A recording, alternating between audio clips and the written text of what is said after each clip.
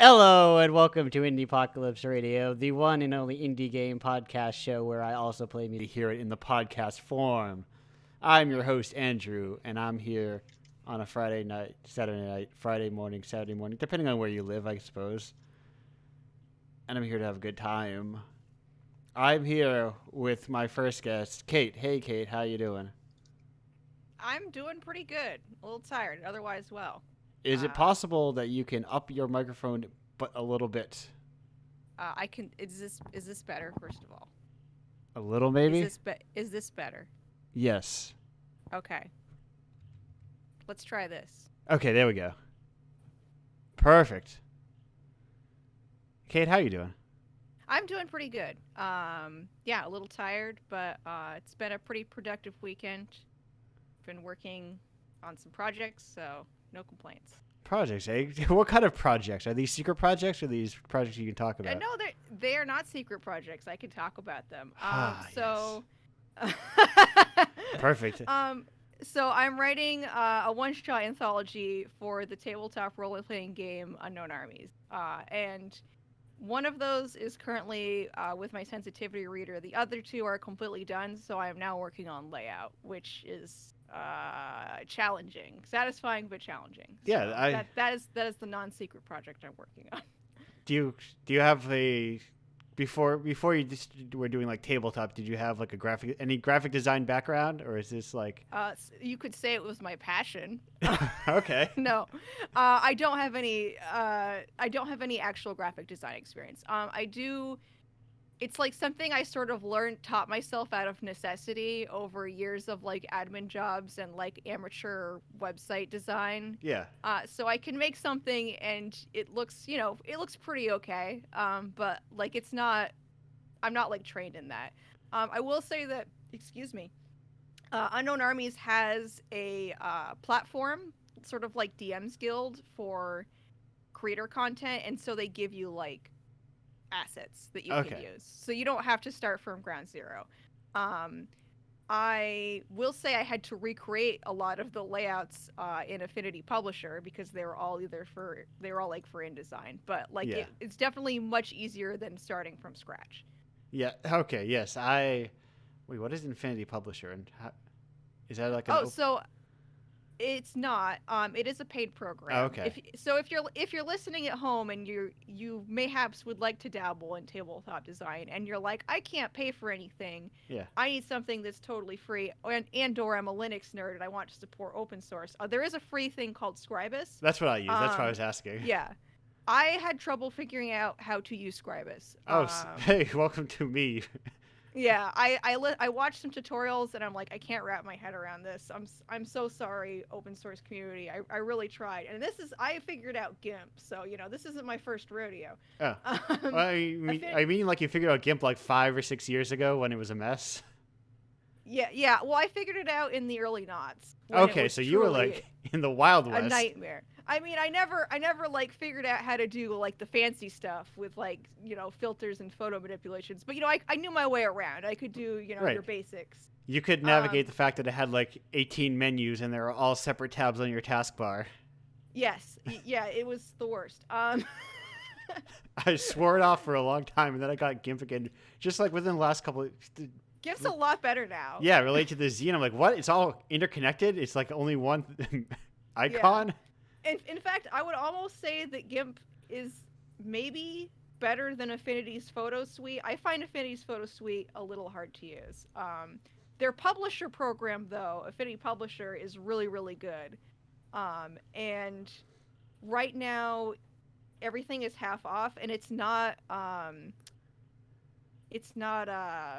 the subscription word. Wow, I work as a system, basically a systems admin. I can't fully forget like SaaS, uh, like where you have to pay the month after month. Yeah, yeah. You You pay mean you pay like Adobe? yes, like Adobe. You pay once, it's a flat fee, and then you own it. And right now it's everything. All three of them are half off, so it's $25, and they have a 90-day free trial. So I'm Yeah. not here to pimp for Affinity, but if you're looking for a publisher program, it's a pretty good deal. Yeah, Would people need recommend. to hear about, like, that's how, like, Clip Studio started to take off. Or I guess Yeah. it was Manga Studio back then. because people are like, what are good, cheap alternatives to the Adobe hellscape? Yeah, and I actually had temporary access to InDesign through my job. So I sort of converted over the files while I still had that. Yeah. And I have to say, I was not impressed by the user interface of InDesign. I really thought it was pretty bad. I think Affinity Publisher has its own flaws, but I find it much easier to use than InDesign. Yeah, Of course, once you've learned something, you're sort of locked in. But right. I was once a college student with the Adobe suite that I had somehow. Can't remember. It just found its way on my computer. You know how Adobe will do that sometimes. yeah, that's how it happens. You inherit it. Right. I just turn on my laptop every now and then. It's like, oh, look, I've got Dreamweaver and InDesign and Photoshop. When we were going through some of my late father's things, I found a copy of Photo CS9 or whatever it's called, and I'm like, wow, 2000K would have been really excited to see this. Oh, I thought for a second I thought you were gonna say Adobe CS1 or something, some extremely old. I don't remember exactly what number it was. It must have been it must have been early 2000s at the latest. It came in a big cardboard box. Ah, yes. What shape was this? No modern computer would run it now.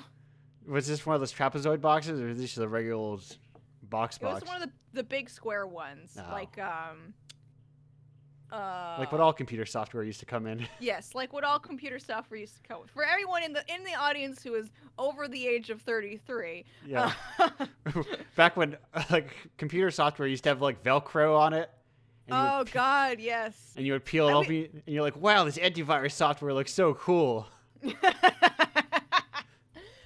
Yeah, and we went through that collection partly because I was like, if we find our old King's Quest, Laura's my sister, we need to put those aside. So, and I did. I found my old King's Quest 6 and King's Quest 7 copies, as well as a video game they made based on Skyrim's, I think, of Jarun is what it's called, which is an extremely obscure role-playing game that they made into an action adventure title. I think that was kind of wild to find. I think they did a lot of stuff like that back in the day. I was just watching a Cuso Grande, which is a bad game tournament, and there was a computer adventure game based off of an In Living Color character.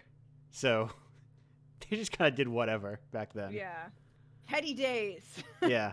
I still, one of these days, I want to fire up that weird Magic the Gathering computer game they made back in the day. Because it, has no rules. What? I saw someone describe it. He's like, if you just want to make a deck that's all mountains and lightning bolts, that's a viable deck. There's no, 4-card limits or... the unlimited power. It's terrifying. Yeah, it's just, computer games. Yeah. How does it work? I don't know. The kids will look at you. Put a spaceship on something. Those kids will buy it. Yeah, I've related to this. I was thinking about I really kind of wonder.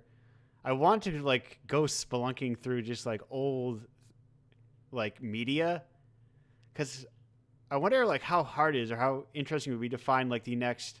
Because I was listening to, and I was gonna play some of it this show, but I didn't buy it because I didn't feel like it at the time. Do you know the Langley School Project, that album? I don't. I could Google it. Yeah, it's I think it was in Canada during the 70s. I think it was elementary school, maybe middle school age kids, and they just performed songs they liked, and that was their band project. And somebody had found it at one point, and then it got reprinted, and now it's it's on Bandcamp and everything. That's fascinating. And they're these really interesting takes on Space Oddity, and God only knows. And I have a friend. Go ahead. Sorry. On Rhiannon. I have a friend who's really into the weird shit, and I gotta send this to him. It's exceptional. I was one of these nights. I need to find. See, the thing is, I need to find a third, because it's gonna be that, which is I think legitimately there's good stuff in there, and then there's the Shags, which is its own very special thing. If you're familiar with the Shags, I'm not. If you're not, I would look up the Shags after this. Some guy's fortune-telling mother said his children were going to be musicians, so he gave them all his 3 daughters guitars and drums and made them play music with no training at all. That's fucking wild. It's absolutely wild shit. But then it's I like, love this like weird Unknown Armies kind of shit. and you have like people like Kurt Cobain saying, "Oh, this is my favorite album of all time," or not literally that, but like musicians all like get weirdly into this because it's this outsider, bizarre music, and I love that kind of stuff. Yeah, no, that fucking rules. But I wish the point to go back is like I want to go to like a thrift store and like whatever happen across like these weird undiscovered gems, and I wonder how easy or like even possible that is. Oh, with software, you mean? Or like anything really. Or anything, yeah. Like it's one of those. God, I miss. Okay, so now I miss going to thrift stores. Yeah. But yeah, like there is kind of a magic to like going through and like finding something that's very cool and unusual. You can sort of invent these stories in your head about them. Actually, speaking of Unknown Armies, there's not any of my one shots, but a friend of mine has like a con game he runs where you go through somebody's music collection that has all these first printings of Frank Zappa albums. Yeah. And like I think they're like used as part of like a ritual. That's the kind of thing that's fairly normative in an Unknown Armies game. Okay, so let's go back for a second for people who don't know. What is Unknown Armies? Yeah, I guess I should probably explain that. Yeah. Well, we're just talking about shit that nobody knows about. Hey, I was having a heck of a time. Yeah, no, I have too. Talking I about love the Shags. That was amazing. I love. We talked about this previously in the pre-show about just hooking straight to the vein hipsterism. Yes, that's the kind of person that I am. So Unknown Armies is a role-playing game. It's an urban fantasy role-playing game where you play a bunch of grimy weirdos who are trying to use occult magic to fix the world, whatever that means to them. And in Unknown Armies, you basically play like one of three types of people. Either you play like a normal person, which is a superpower in Unknown Armies because everyone who's into this weird occult shit, like thinking that a Frank Zappa first printing album could be magic is so crazy that being normal is a superpower. Right. Or you're what's known as an avatar, which is like you embody these Jungian archetypes that are sort of embedded in the collective unconscious, and your ability to do that well gives you magic powers. All right. So if you embody like the archetype of the mother, yes, or like the messenger, you can cast magic that does crazy shit. Like there's one that's the firebrand where you can influence people or bring yourself back from the dead. Well, technically what you do is you erase your death from reality so that you never actually die. But, you know, functionally... Right, functionally coming back from the dead, but... Eventually coming back from the dead. But in the lore... In the lore. In the feelings, in the... Yes. Yeah. And then the third type of weirdo you can be is what's called an adept, which is you are so obsessed with something that you sort of like rip a little hole in reality and make it do what you want it to do. So like one of my favorite schools is Viaturgy, which is you're so obsessed with cars that you can just sort of leap through time or make your car do what you say, or like heal a car by putting your hand on it. I'm trying to think of another good school that... Honestly, it sounds like a very good entry point for someone who is for nerds who are obsessed with one specific thing. Yeah. There's rules for building your own adept schools, and people really like to do that. For some reason, I can't imagine why. I can't imagine why a nerd would like to subject people to multiple 3-hour sessions of them explaining their very specific interests. Yes. What if it gave me magic powers though, and I really had it all figured out? Right. What if in detailing you, describing you every single Zappa track title, it gave me? What if that was part of the game? Actually, just Zappa adjacent. I had just listened to Trout Max Replica again the other day. Yes, that's the album. That's the album that the game is about. Okay, technically Captain Beefheart, but they're like friends. I've tried to get into Frank Zappa, and I simply cannot. But I respect him. Before I made a last minute switch, And I guess for people who are going to be, fairly warned for next week, I was going to play a Banana Melt song, which is it's the previous 24 songs on the album, but all played at the exact same time. Yes, that's the sort of thing I would expect Frank Zappa to do. Yeah, Banana Melt is like this 2-piece out of Japan that I think is just like a guitar and a drum and yelling. And it's good. All their songs are like about a minute to half a minute long, and they're good Someone stuff. who listens to hardcore and says this makes too much sense to me. Yeah. I swing back and forth. I like a lot of things. I go from real chill ambient fiddle. I mean, this intro was like very Nora Lawway, which was, I don't know who she is. I got her album at some point on my computer, but it's like this 8-minute semi-ambient fiddle-driven song, and then I end the intro with "Fucked Up," which I'm like, oh yeah, "Fucked Up" is awesome. I don't know that one, but they're a Canadian hardcore band. Oh yeah, okay. I've only listened to like a couple bits of hardcore. It's a music genre that I really want to like, and periodically will like go and listen to some hardcore and be like, this is the time I'm really gonna get hardcore. And then like 3 songs later, I'm like, well, let's try back in 6 more months. They're still singing out of their throat like that. Yeah. I'm like, look, I just have to listen long enough. I'll find the melody line. It's got to be in here somewhere. For what it's worth, I think "Fucked Up" has a very clearly defined melody line. That might be one to link to me then. Yeah, there's been a couple hardcore songs that I have liked. And it has like a female vocalist as well that does like shared duty, and she does not do the throat screaming as much. The one I played before. I mean, whatever. David Comes to Life is a concept album, so they're also like weird in terms of whatever hardcore is. I mean, like we had a conversation earlier about like what is folk punk exactly? Right. No one really knows. You just throw a bunch of words together and they're like, is this how you mark it? I hope so. Right. Once you're deep inside, like not listening to whatever music is, it's like nothing makes sense anymore. Nothing like How do you describe things to people without an easy frame of reference? Yes. I mean, it absolutely is a problem. And like I've been trying to like get more into like soul and funk music, and being largely successful, I think, but like it's been really hard to navigate because I don't have the musical language of that genre. Like it's totally new to me, and so I'm just sort of like wandering around. And like one thing I find with like most music when you're trying to get into it just broadly, like I had this problem with hardcore too, and a couple other times, is that like there are the people who are the very most famous in a genre. Yeah. And those people are very easy to find. Like just a Google or 2 away from, the genre label.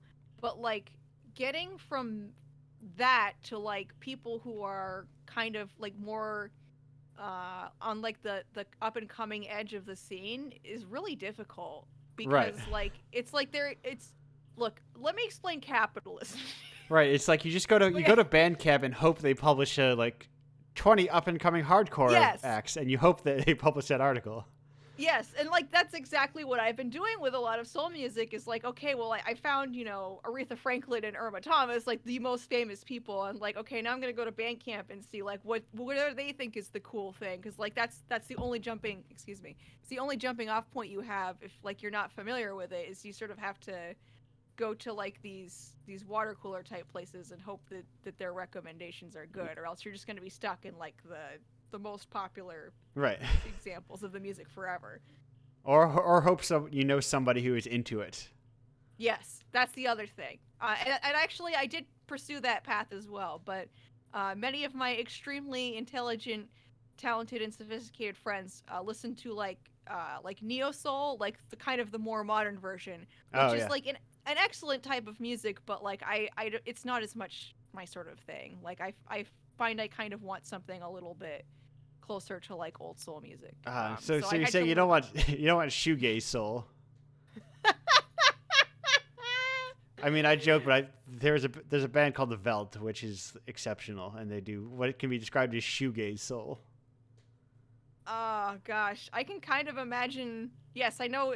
There's a funk band that I found on my travels, that's based on like Thai funk, Okay. and that's basically what it is, except funk instead of soul. Let me pull up. The name is perhaps impossible for me to pronounce, but Well, take a give me swing some- anyway. Okay. Yes. Okay. So, the band name is Kurang Bin. Okay. Yes, that. It's and it's they're good. It's sort of background music to me. Like it's not something I can just sort of sit down and groove to. Yeah. I'm posting it in our Discord channel so that you can see what it's actually written like. If you Perfect, want to 'cause check that out. I find music just basically by just here's a link and I just add it. Also, I mean, we spoke earlier slightly to dip more into the pre-show. That's the other benefit I think to Spotify is I think it's very easy to add songs, like that. Yeah. Yeah, I have like a weird, completely illogical system where I go on YouTube to sort of sample it, and then if I can find it on Bandcamp, that's great, and if not, like, and then I have to sort of find somewhere else to buy the music, which is annoying. Oh yeah, I'm also like I've always been like the weird guy who will be like, oh, I read manga scans all the time, but then I buy full volumes. Like I listen to stuff on Yeah. Spotify and then I buy it on Bandcamp. Yeah, actually, I typically just read manga from print because, like, typically I consider like watching the anime if it's available. There's another preview, or else I'll take it out from the library. Yeah.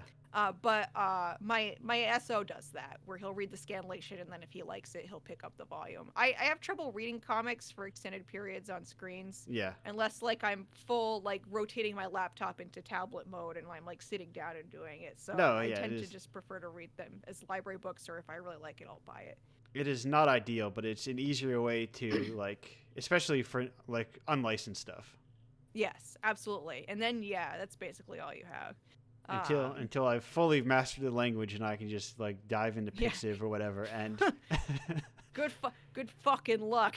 I Hey, studied Japanese for 5 years, man. I'm working on it. Yeah, I believe in you. Have you learned all your kana yet? Yes. Okay, good job. That's one of the big Wait. things. And No, then, I learned all the here. Kana, I'm fairly good at. Well, I think it's been a while, but I believe kana is both hiragana and katakana. Okay. They're both. Hiragana, I'm like 100% on. Katakana, Yeah. I'm mostly there on. It's just because the kanji learning thing that I use. Yeah, the kanji is really it's rough, man. Yeah. The kanji learning thing I use only uses hiragana, doesn't use katakana, so I don't have it in practice as much. That's pretty normal. Like, I think I still have most of my hiragana, but my katakana is pretty much gone because it's really only used for writing words in other languages. Right. So like, you don't get that like constant usage of it like you do when you're learning kanji and you need the furigana. But Yeah. like, kids manga is a great way to learn kanji because it does include furigana, so you can just sort of read it and like you see the kanji, but you also have the reading. So Yeah. it makes it a lot easier. I've seen a couple of things like that where I've gotten especially like, well, maybe I can read the raws and get some of the sentiment out of it. And some of them have like the furigana next to them. I'm like, I don't know enough of this words.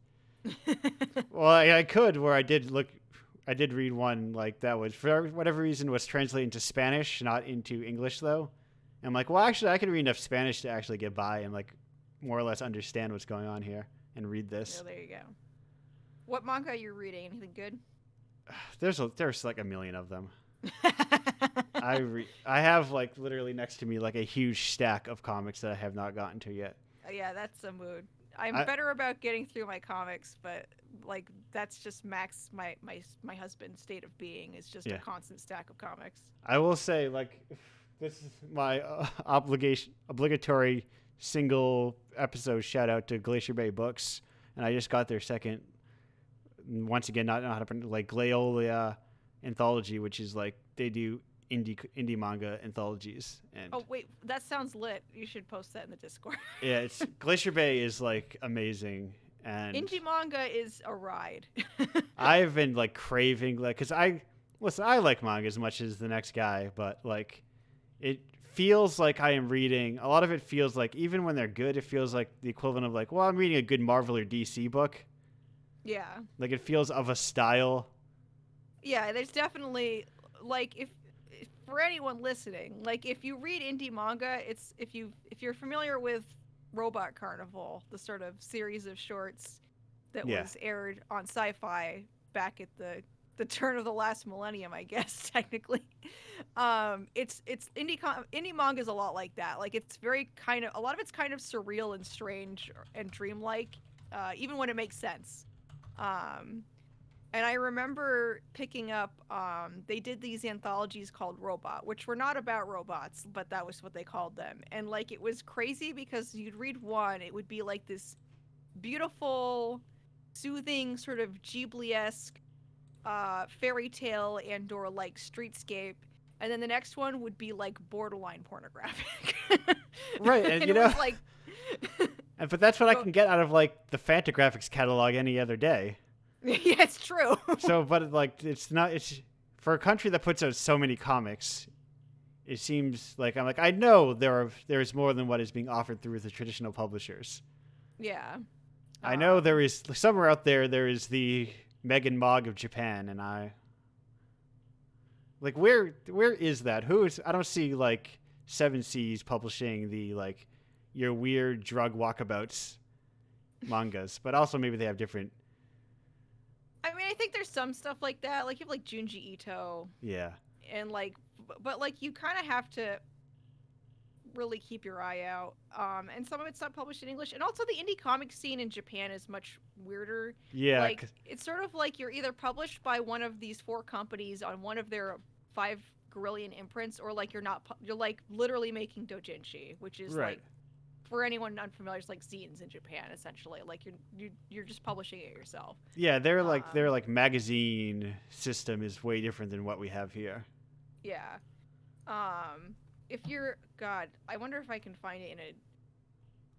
There's a great person I follow on Twitter who talks a lot about manga and like interesting manga, but also like the manga industry. And I don't remember their name. Oh, actually, I think it's called Sequential Art, which is like. Okay, I found it. I managed to do it quickly. Perfect. Wow. This is an episode of finding things quickly. Yes, finding things. There's like an acceptable amount of time that you can Google something in on a radio show, and it's like 30 seconds. And Yeah. any longer than that, and it's like now you've screeched everything in the show to a halt. Right, and we have been like on fire with these links so far. I'm really impressed with our Google game today. And like a true radio Yeah. show, we are not sharing them with. Yeah, I'm sorry, did anyone in the Twitch channel want to know about any of this? Too bad. No, they gotta look it up themselves. I mean, but not yeah, necessarily, but the Twitter handle is manga BD comic ish. It's the like the title is Sequential Art Fan, and they talk a lot about interesting manga and like what the actual manga market in Japan. their pinned tweet is licensed Yokohama Kadishi Kigo, which is something I always submit. Or I stopped submitting that, honestly. Yes, so apparently. So there's a small print publisher called Starfruit. Yep, I have I have their whole catalog too. Yes, I need to get some of their stuff. That Starfruit is okay. If you're listening at home, check out Starfruit Books. Very exciting small manga publisher. Yeah. But Remember, Starfruit, Glacier Bay, the two we need right now. Yeah. Exactly. There was another one, that trio, but I forgot the name of it. I don't know. I'm a little behind on my manga scene. Right. I've disappointed the world as a weeb. But anyway, so I don't know if it was Sequential Art Fan or another one of the people I follow on manga Twitter, but they were talking to Starfruit, like the publisher, and they're like, "Hey, have you looked into Yokohama Shopping? Was it Shopping Dialogue or Arcade?" Anyway, I honestly I've seen it the Japanese so much at this point I've forgotten what the original title is. Yokohama Kaidashi Kiko. Yeah. Like, have they, would you license Yokohama? And they're like, we asked, and like apparently the person who licenses it is asking like a fortune for it, and I think it's sort of in this awful sort of Twilight Zone. Yeah. Because it's it's a beloved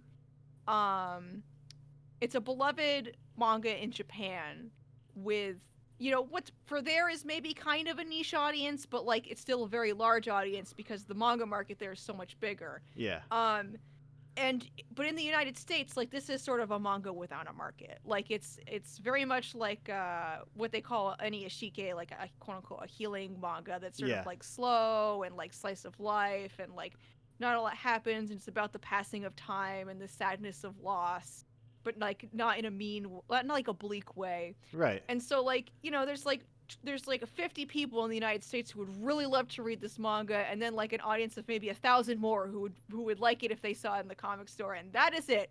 Um, so like nobody's gonna want to pay the kind of money that they're asking for like this what is in Japan a big classic, but here is like Right. an indie hit basically. It would basically be it would be up to like a big publisher like taking the hit.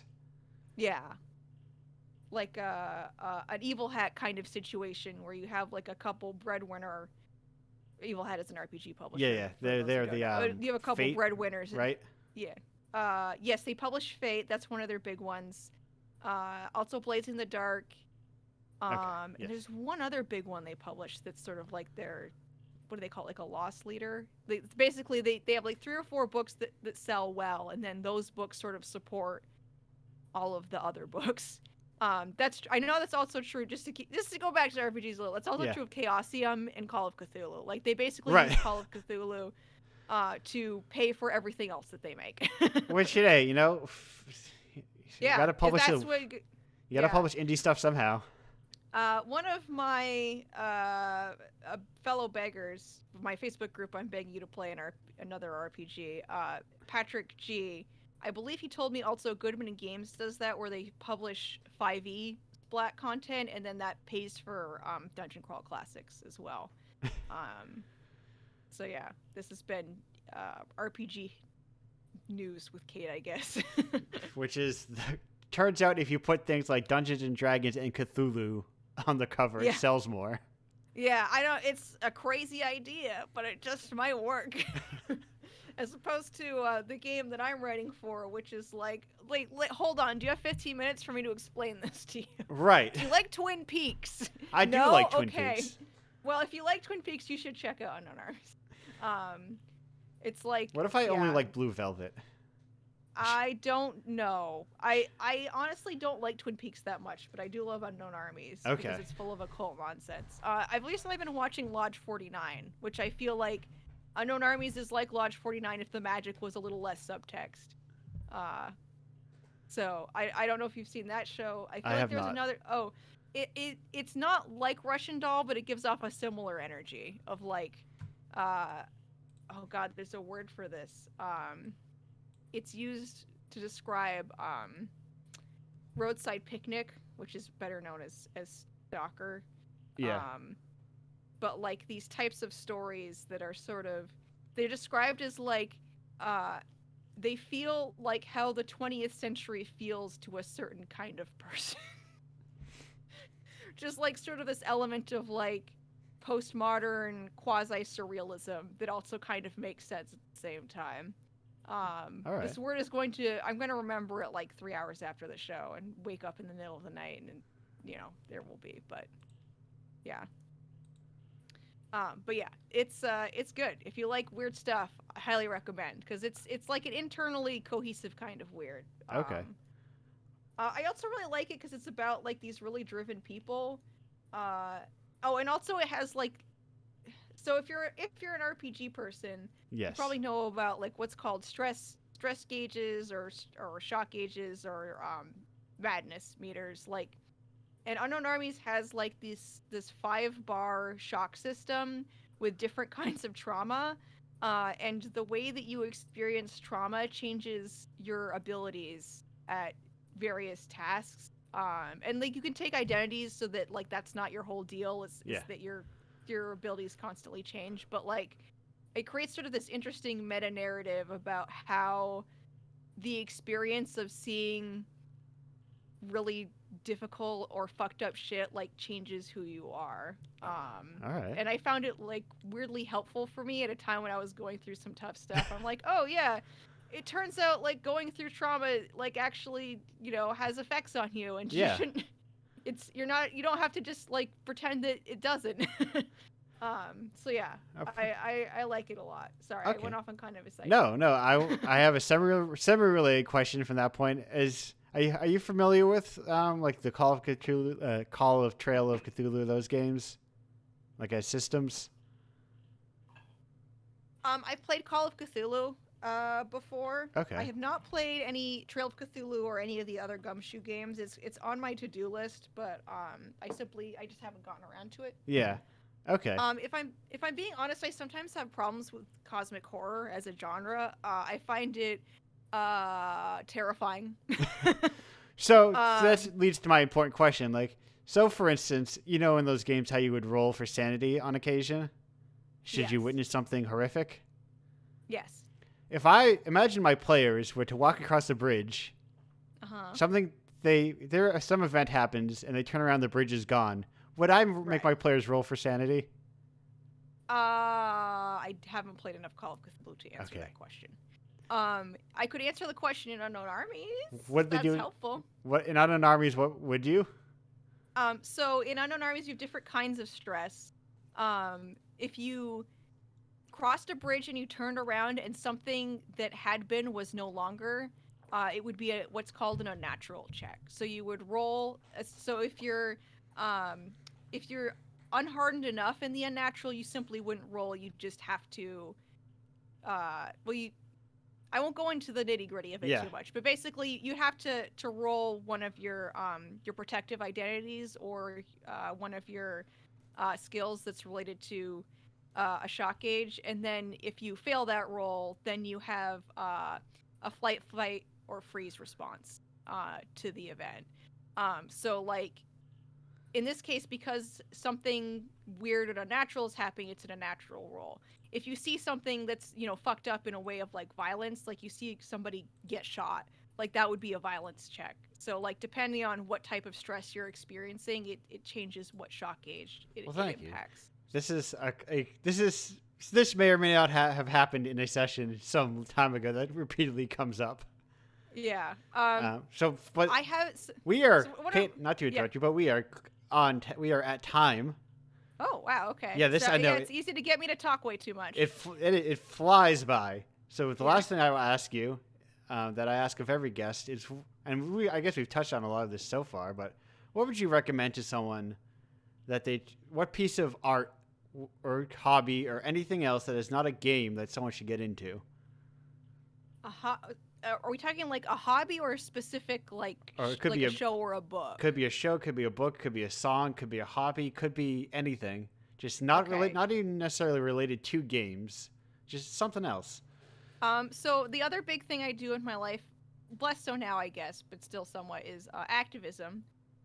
So I would suggest that you join a local campaign. That could be DSA, USA.org, or if there's a promising candidate or like a rent control campaign or a mutual aid group, whatever appeals to you, check that out. That's a really great way to spend your time.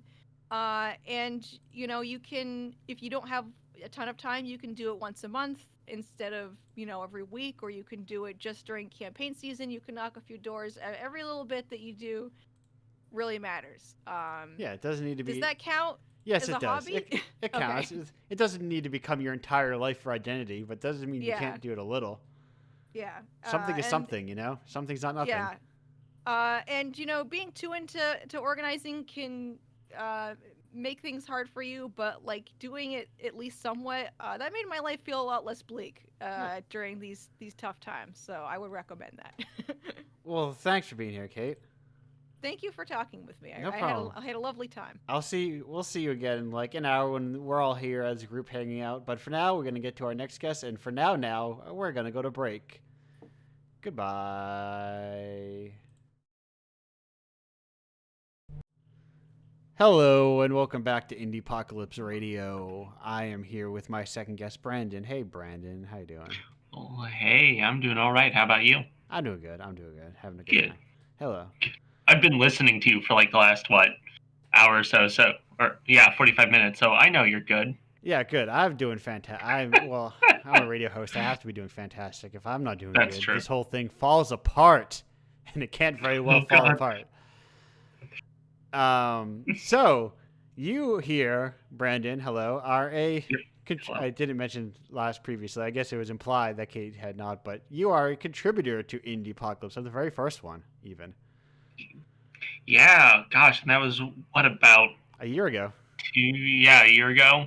Change. I don't know. Time is weird now, but yeah, my little RPG, Beauty of Poppies. So I got to ask. Usually I would ask, how did you hear about Indiepocalypse? But that you didn't hear about it. I emailed you about it. So I got to ask, why did you answer my email out of like the 100 of people that did not answer it? Uh, because I'm smarter than them.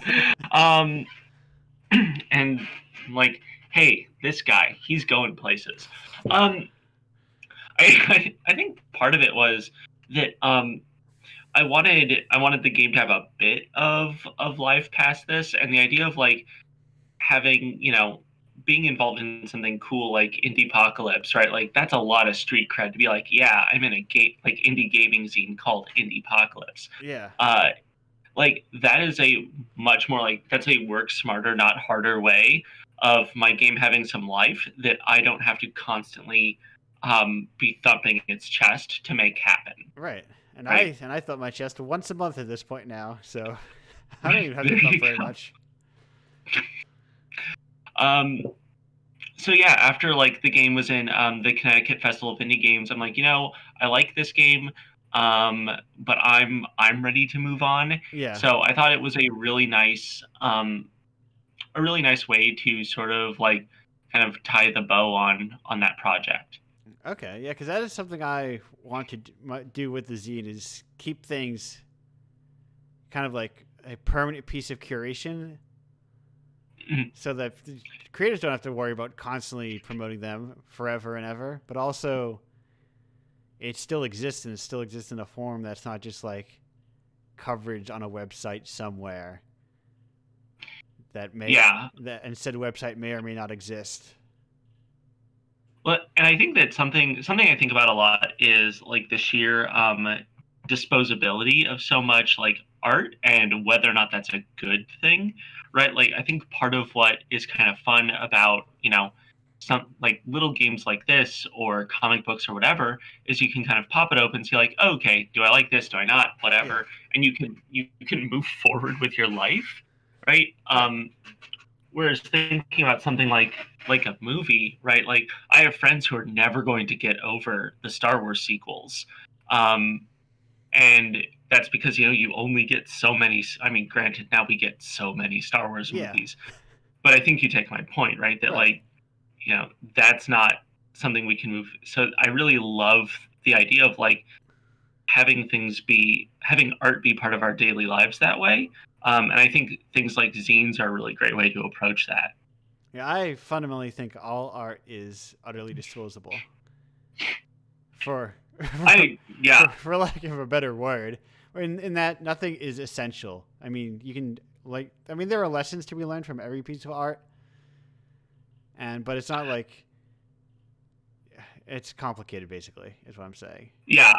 I mean, I'm inclined to agree, but if I spend $60 on a game, Yeah. it pains me not to see it through to more or less the end. Oh no. Um, My secret is I don't spend $60 on games anymore. well, yeah, there is that.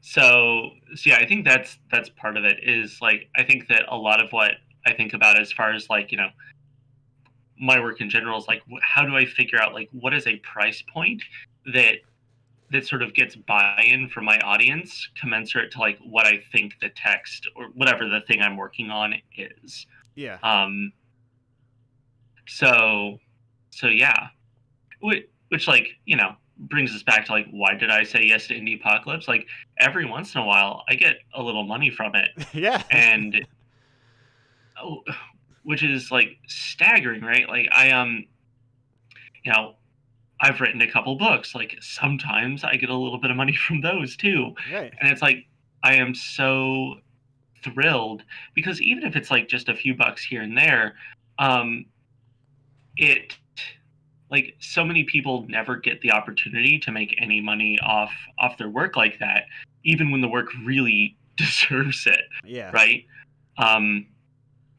So it's something that it's nice to, even that little bit makes a big difference in how I feel about how the work is valued in the world. Right. And sometimes, like, yeah, games don't have like the penny royalty checks that come in because you went a commercial once 5 years ago.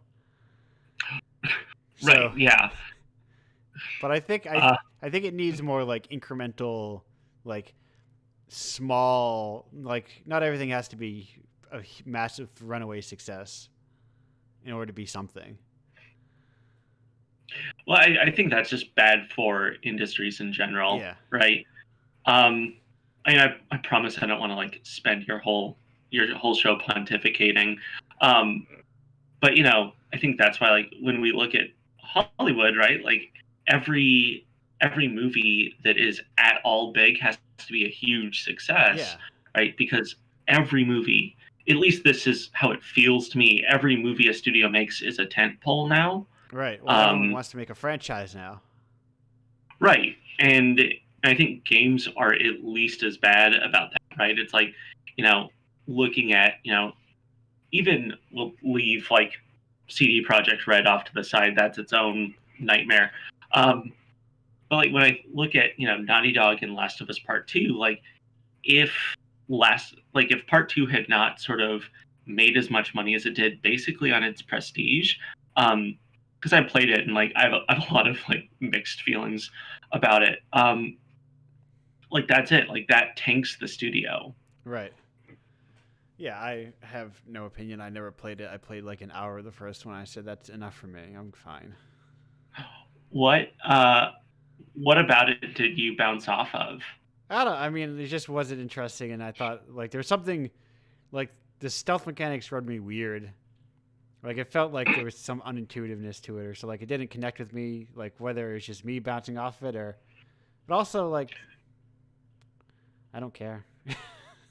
I don't have that like built in. I have to care about this because it's popular.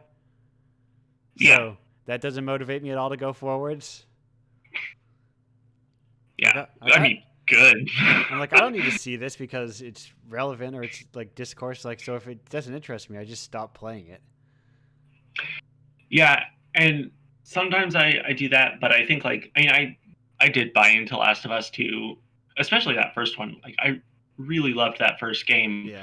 Um, after the second one, like, well, it's half off, and I was really curious. Um, and then like I thought that a lot of the conversations people were having around it or complaining about it were just not that interesting.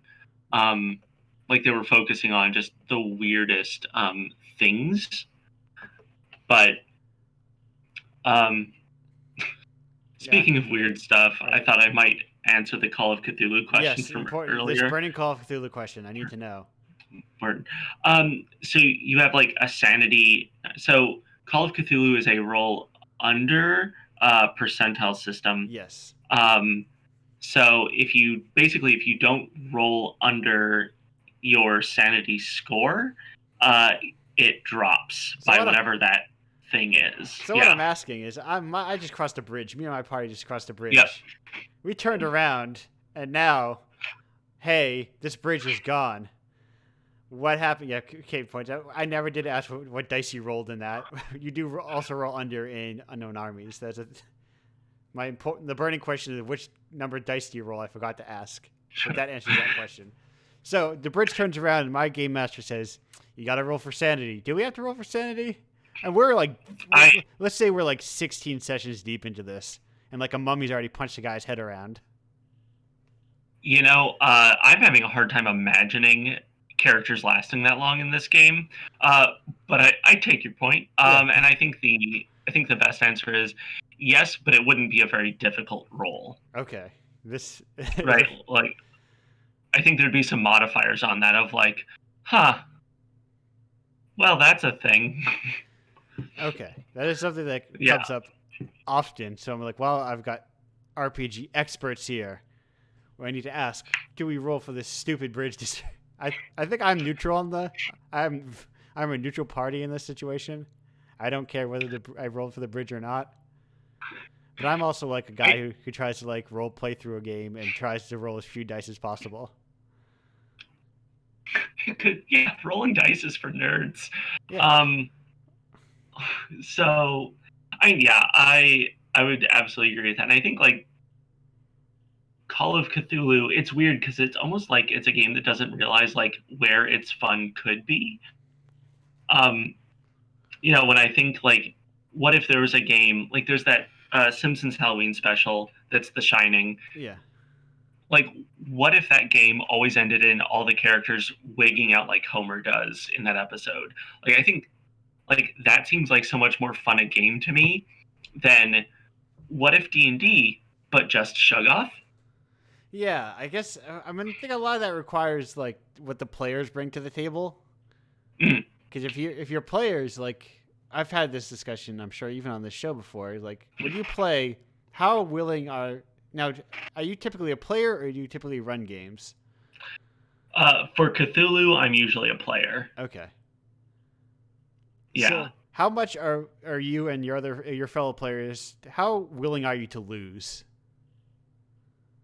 I've gotten much better at it, and I think would still be the worst at it.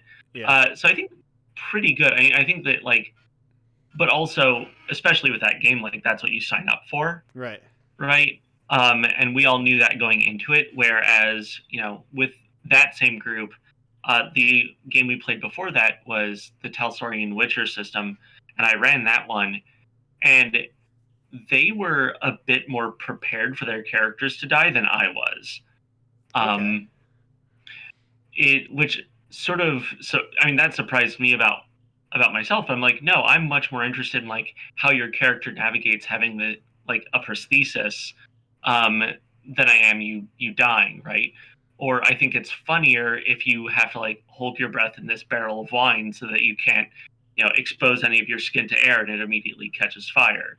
Yeah. Like I think that's so much more fun a question than like I don't know. There were just so many like narrative threads I was invested. So I'm like, no, you all continue to get tormented unless you want your character to, fight the big one. Yeah.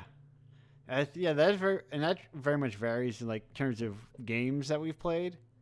Because we've played like old like OSR style games where Oh yeah. I've had character, and it was basically only me, and I would die at least once per session, sometimes twice in a single session. And I would just roll up. That's what you get when your adventuring party is Spinal Tap, right? Like, Yeah. just I was a single cleric, and I would just re-roll the exact same cleric. It's like, well, I'm still the cleric. This time, I touched a pillar, and my brain went to space. This time, I whipped myself in the mirror to death. This time, I dropped a telescope on me. And, like, it's fun, honestly, to be this weird disaster prone. And I also, like, metagame, or not metagame, but, like, contextually, I made it so my character is a reincarnation of all its previous selves every time it died. I don't know. And yeah. It's just it's more fun that way. Yeah. It's an interesting divide. Maybe it's the kind of people who are drawn to Indiepocalypse because that's the answer I find more often. It's like, oh yeah, we love to lose here on our role playing table. But I've had conversations with people who are just like describing their way they cheated this, like they gamed like the D&D system to give themselves good numbers and good rolls. I'm like, wouldn't it be better if you had a bad roll and did bad? It doesn't it feel good to be bad at D&D? I mean, yeah, I think that what a lot of that boils down to is like your approach to the conceit, right? Like I think part of what I really love about role-playing games in general, right, is that failing forward is so much more fun, and the systems tend to be sort of loose enough so that works, right? So that you can just have Bumpkins the cleric the fifth. Yeah. I also have a weird mindset where I'm like, in my mind, level 1 characters always have to be amateurs, so they're often like young or old or just like otherwise inept because they have bad stats. So you can't be an ultra badass with like at level 1. yeah, they were the badass in their village. And yeah, I mean, I think that another part of that is like how willing you are to buy into the swords and sorcery thing, right? Like D&D is preposterous, and I love that about it. Um, and that's why like it's too much fun. It's too good to take seriously, right? At least in this way of like I want to be cool. I think Yeah. like in my own work, like the desire for you know particular kinds of like cool is an aesthetic I'm trying to get away from. Um, so yeah, I say that, but Yeah. I like rule of cool in terms of like you know chainsaw bayonet is cool. It doesn't make sense, but Sure. chainsaw bayonet's cool. So you also do tabletop design? Yeah, I have an itch page with let's see, I have a sort of collaborative comic booky storytelling game, um, and then I have one where it's basically like, oh, what if here I can. I'm not sure if I should put it like in our Discord or on the Twitch stream. I'll put it here. You can decide. Yeah. So I don't have that. I don't like to talk to them in the Discord. In the Twitch stream, it feels like it gives them too much power. Power. Okay. I'm not a fan of that. I'm not a fan of continuing that and fostering those parasocial relationships. Sure. Well, in that case, they can go themselves to brandonlsitchling.itch.io.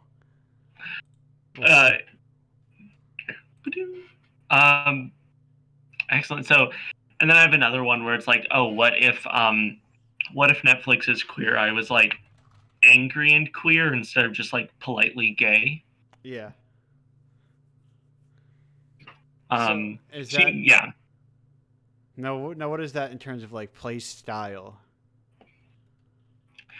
I mean, for Heroes All, I was very much interested in what slice of life storytelling would look like, and kind of figuring out how comic books are very good at sort of keeping everyone on an even keel in terms of power, right? Like the idea that Jimmy Olsen can hang out with Superman, or that Archie can hang out with the Punisher, and like they can exist in the same story and move forward. I was really interested in figuring out ways to sort of mechanize character traits, and then as you like use whatever your power is, like you recharge that ability in a rules level at least by being in conflict with another player character. I was very interested in sort of getting role playing around the table to happen a bit more. For a very pleasant queer makeover show, what I was going for with that is I actually drew a lot from James D'Amato's game Millennial Apartment Hunters, and yeah, I was pretty much just interested in the space of like, great. So if and a little bit from the Adventures of Baron Munchausen TRPG. Oh, okay. So there's a bit of like a currency thing going on where basically you're just trying to be sort of like the grungiest sort of angriest crust punk gays you can, and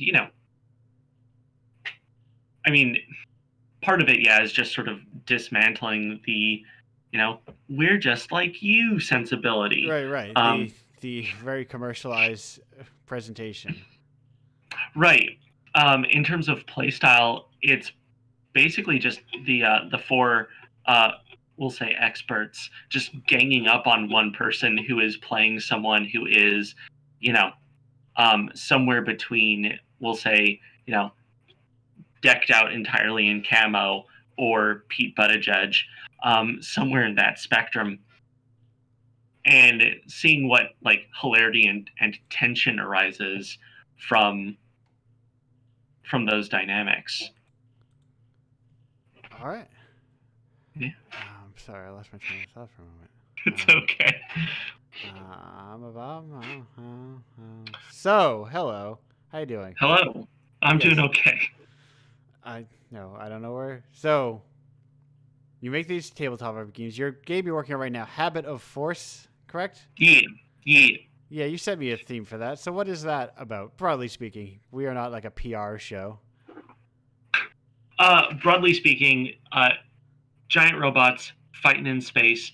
Okay, I was perfect. interested. Yeah, I was interested in sort of the matchmaking stuff from say Fire Emblem Awakening, but Yeah. every game since then has done it.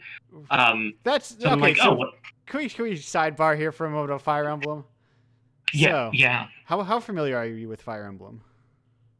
I would say from Awakening on, Okay. pretty aware. Okay. So But like, if you have questions, what and about I've Blazing played. Blade or Binding Blade? No, that's. I Okay. think I played the first Ike game, Okay. Path of Yes, Radiance. Path of Radiance and Radiant Dawn. So, because what I was going to ask is they, so far as I am aware, they typically had Fire Emblem games would come in pairs, and they would have shared pair mechanics across those kind of things. And they would be like thematic pairs, sometimes literal, like the Ike, the Oh. Tellius games are literal, like Mhm. one after another. Same with like Blazing and Binding Blade. The latter, Right. the former being a sequel to the latter, and all the prequel rather. That was just showed up here as Fire Emblem. It's where Right. Binding Blade is where your pal Roy comes from. But when it got to the matchmaking, I'm like, oh, okay. So matchmaking, there'll be two games that have matchmaking in it, and then they all have them that now. They kind of do, not nearly to the extent that Awakening and the Right. one, what Fates. I guess I've just Yeah. been weirded out. I've never liked the dating aspect of Fire Emblem, or like I don't like this weird dating aspect that's been bolted onto Fire Emblem as much. I loved the way it was handled in Awakening, and then Yeah. past that, yeah, I absolutely agree. It felt very shoehorned in afterwards.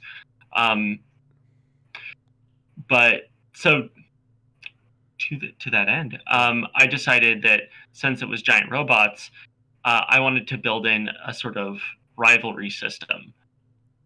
Okay. So the second half of the game, your plot is changed depending on which rivalry you've cultivated.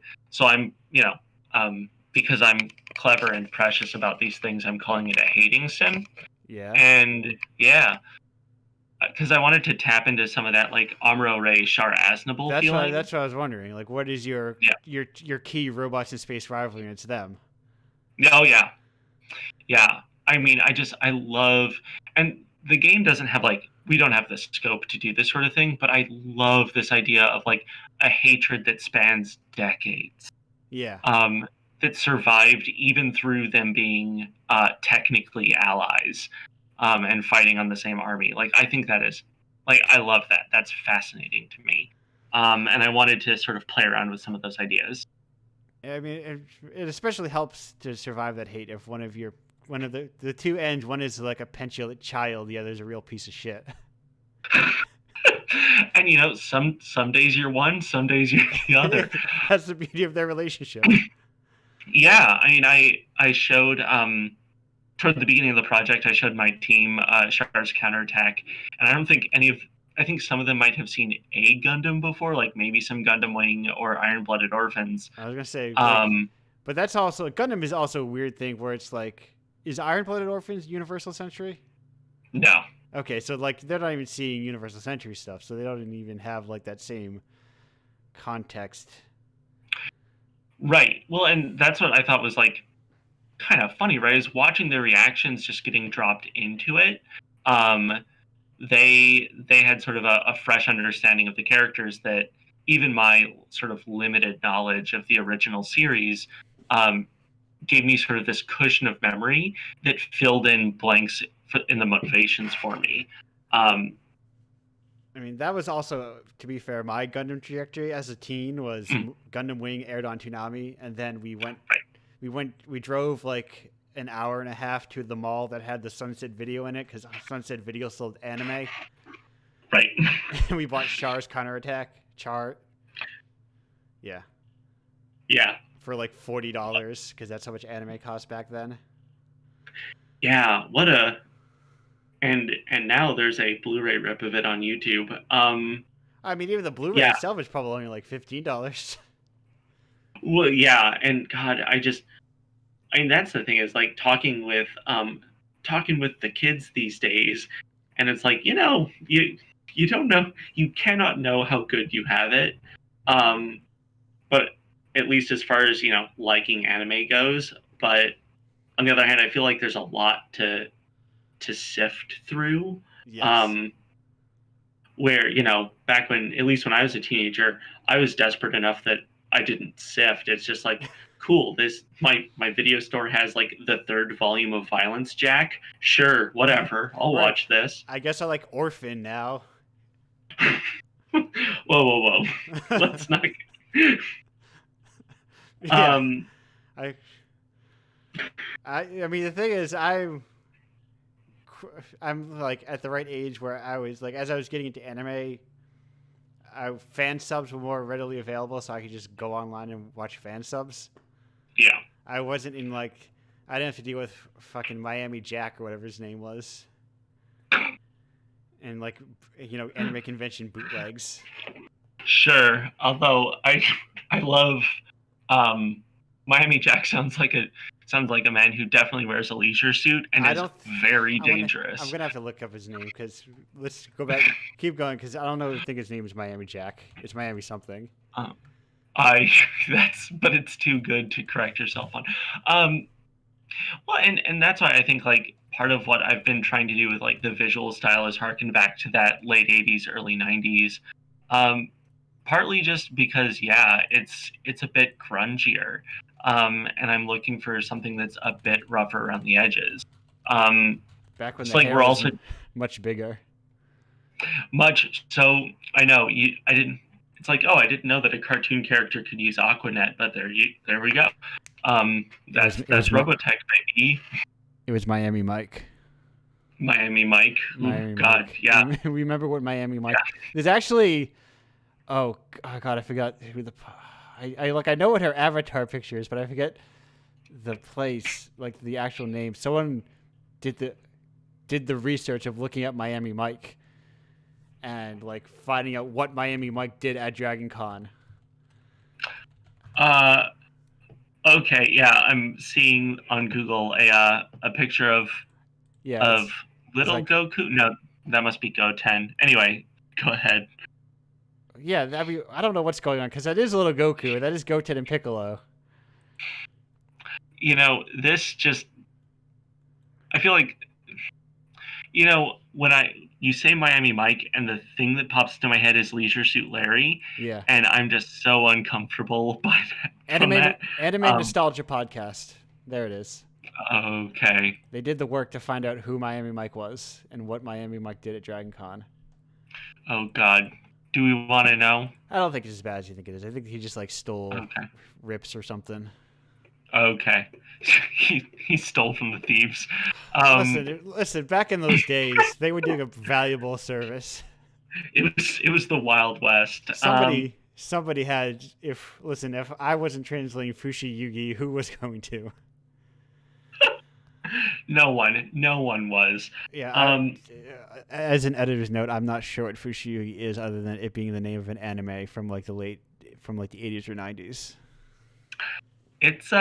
It's pretty cool. It's sort of it has like that same, like very initially the same setup of like Escaflowne, like teenage girl gets transported to another world, but what she gets transported to is high fantasy China. Oh, yeah. Yes. There's been a lot of talk lately how about isekai used to just be teenage girls going to places, as opposed to sad men who just want to be strong and do all the ladies. And all of these things, like I like going places. I like lifting heavy things. This is all relatable. I think like what's funny about like Teenage Girl Goes to Place is it's sort of the same arc as old horror movies, right? Where the first like 15 to 20 minutes of something like Night of the Living Dead, like Barbara as a character, and then Yeah. she's just a quivering mess for the rest of the film. I think it's the same with a lot of those anime where it starts and they give you all of this personality of hers to get you to buy into the show, and then literally her heart is the MacGuffin. It's like, cool. Well, I'm glad you're here to unlock the dragon armor or whatever. Well, somebody has to. That's fair. I was surprised when I had watched, because I had never seen Night of the Living Dead, but I had known that line about how they're all coming for Barbara, and it was used as a joke in like things to joke on horror, and I didn't realize in the context of the original movie it's a joke. Yeah. Which was like a weird thing to come to after seeing it in pop culture for so long. I had very much the same experience when I finally read Streetcar Named Desire after seeing the Simpsons episode Streetcar Named Marge so many times. Like, I read this really upsetting play that has like a lot of sexually charged violence right underneath the surface. Yeah. I'm like, oh, this would actually be a really terrible thing to make a dancey stage musical out of. Wow, Simpsons, you went hard. Yeah, they knew what they were doing. They were funny. There was a time when there was funny writers in that show. Yeah, that's another, like, in the pre-show when we were talking about like going back to stuff we liked as teenagers. It's like, ooh, I don't feel good about this now. I've had now with Simpsons on Disney Plus and like just everything that's online. I'm like, wow, I cannot tolerate this anymore. Some of it Simpsons are like mentioning Gundam Wing. It's like watching that and it's like, I'm not sure I know what's happening in this show. So back when you have nothing else, what are you gonna do but watch the thing you have? Absolutely. And in the case of that one,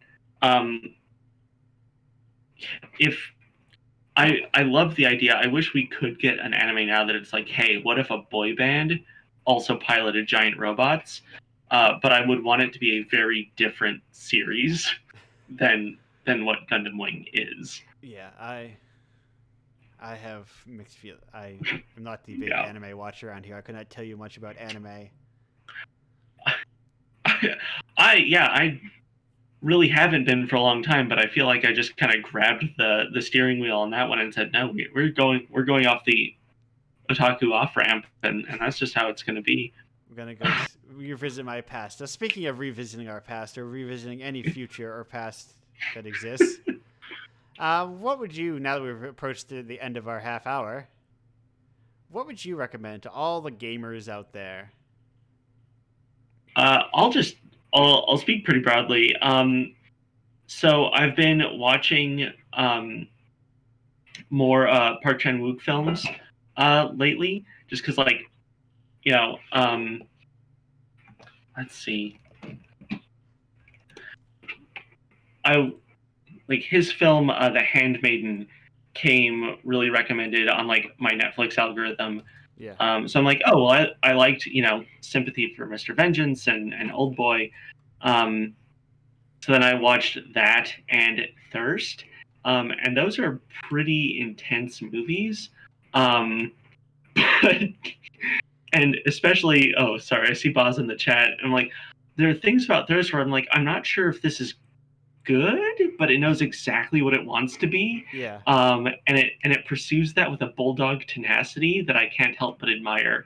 So I guess what I'm saying is check out like his movies that aren't like Old Boy and The Host, right? Like the couple everyone's seen. Like check out Thirst, Handmaiden, I'm a Cyborg, but That's Okay. Like all these really tremendous, lesser known and sometimes harder to stomach films. Yeah, watch hard to watch movies. I always recommend it. Yeah, basically. Make yourself have a bad time. And on that, this was a good time. And on that note, thanks.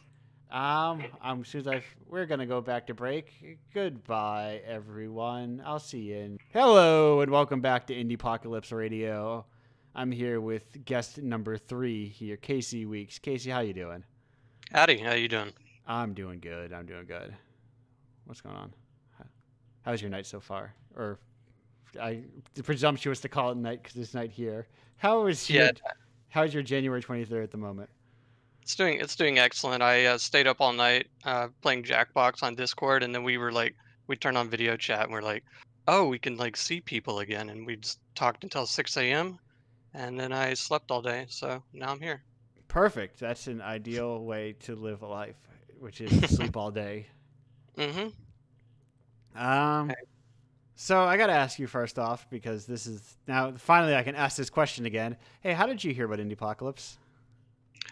So I had heard of Indiepocalypse on the Vine for a while, just like here and there, Yeah, and it never quite the wheels never quite hit the ground with that, like it didn't catch, and then you're telling then I me. just well yeah that's kind of how it goes, like, but when you show people that you are consistent and you stick with it, people start to pay attention. And I think when I noticed Indiepocalypse again, and I was like, and so I started inspecting, and I was like, okay, I'm feeling really good about this now, and that's when I kind of jumped in there. Oh, So it was cool. like it took like the third time I heard of it to really jump in. They're like, this thing is both not a scam and will continue on month after month. Yes, exactly. Yeah, when you show people that you're going to stick around, that's when they start to give you credibility for sure. Oh, perfect. Or you've already been around and then you just get instant credibility for having already existed for a while. I suppose so. So when you start something new.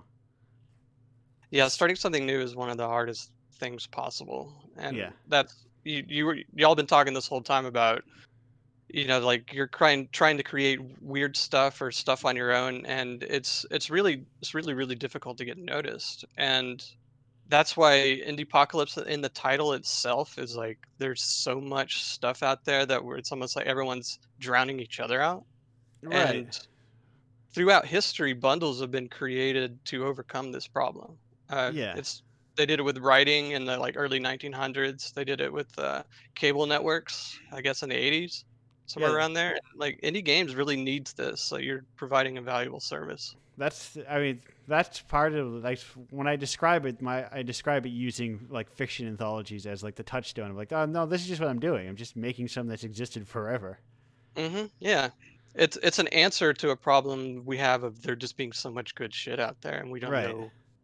we don't know where to go, where to turn, or whatever. Right. And there needs to be like a semi-curatorial space. It's like, no, I mean, for this month, at least look at this 10 pieces of good shit.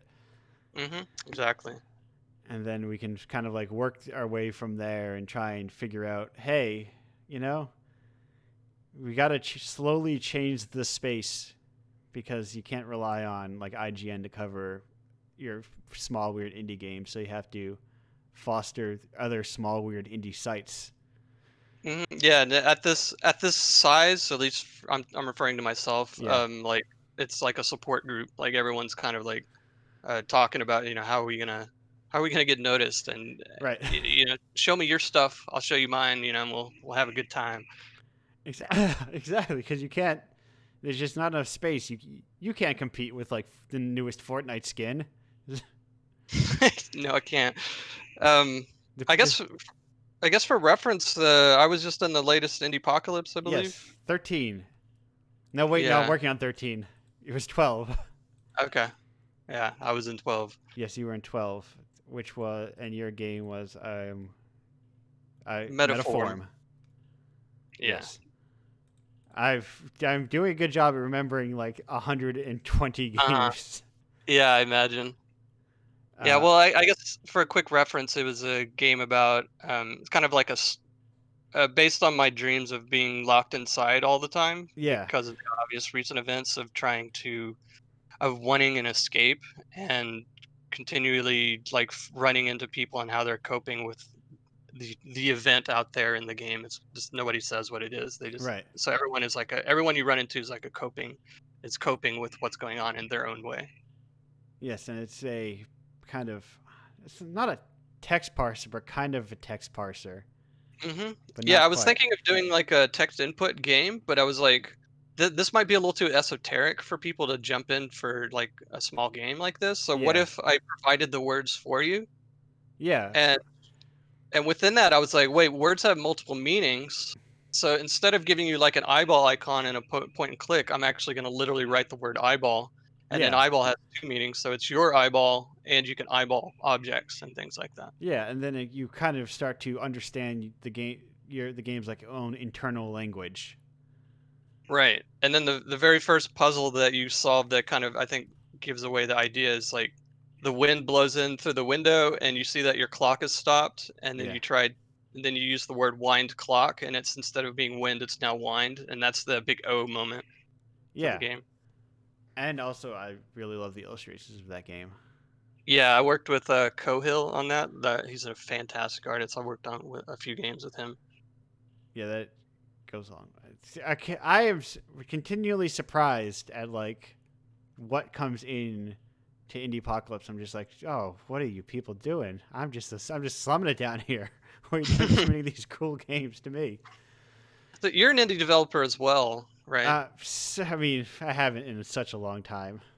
Uh, I did aspirationally buy a dialogue thing for Game Maker, but oh, yeah. so we were in a similar vein.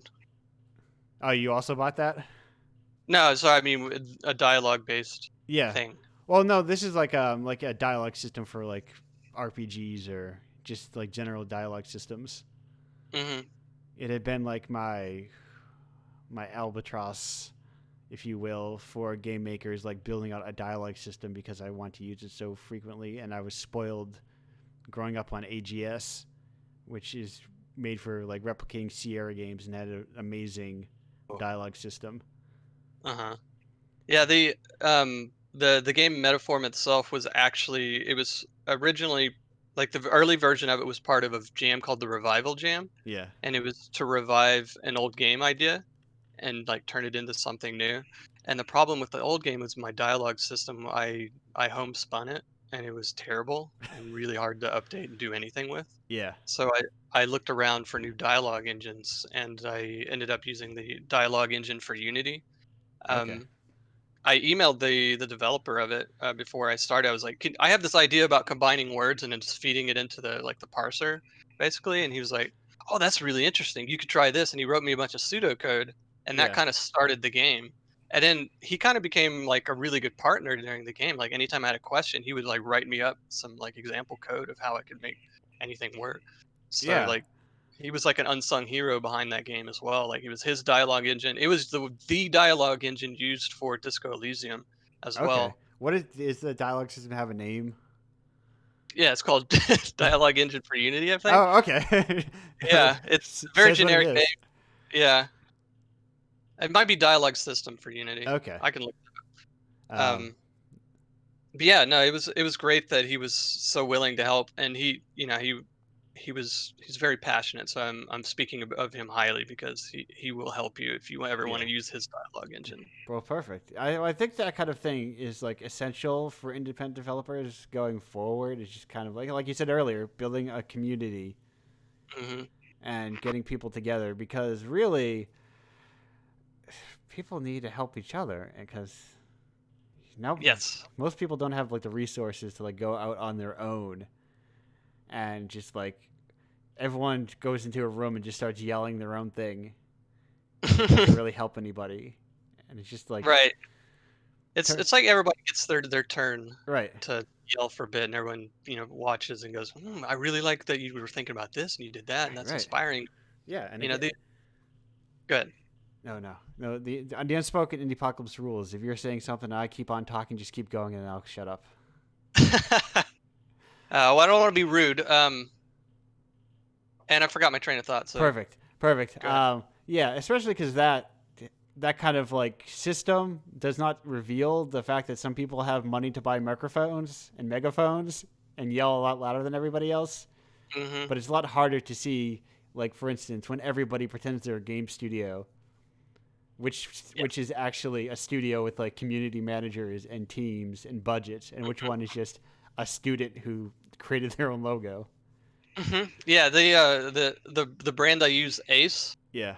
I, it's kind of like aesthetics minus the rest of the word, Right. and that is basically a name I use to refer to the work that I do, but other people always come. Like there's a shifting group of people that come in, just like creative people. I'm just like, hey, you want to work on a thing? Yeah. And they're like, sure. And I'm like, I'm trying to put it under one moniker, but it's basically just like my stuff with other people that come in for different games. Yeah, and like the outside perception of that is always weird. I get a lot of questions that imply that Indiepocalypse is more than one person.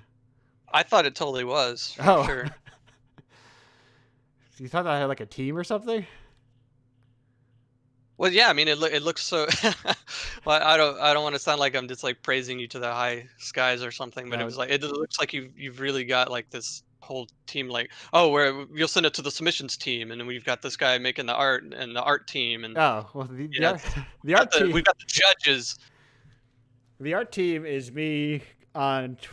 I mean, I guess like the unofficial art team is people like what's their Twitter handle? I think their Twitter handle is like Resh Monster, who I follow, who I met I think at Indiecade, and just like they post they retweet a lot of artists. So I guess technically they're part of the art team because then I use Right. those There you go. retweets to get artists because I just like. But really, the art team is me emailing people and saying, "I like your art. Can I pay you to make a cover?" And Right. they often Yeah. say yes. Yeah, I mean, like it.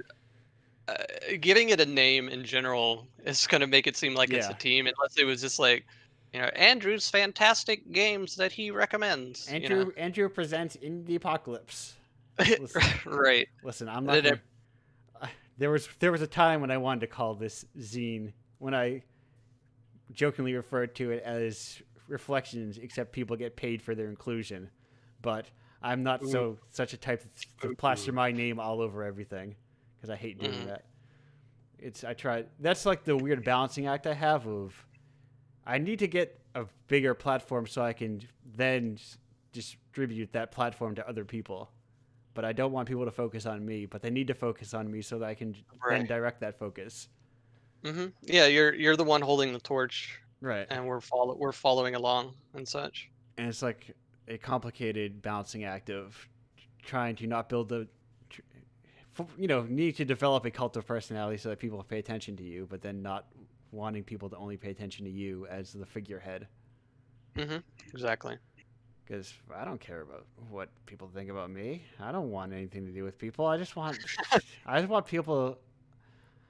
This all started because when I was developing games, I was looking at them like, shit, I'm not going to make any money making the kind of games I want to make.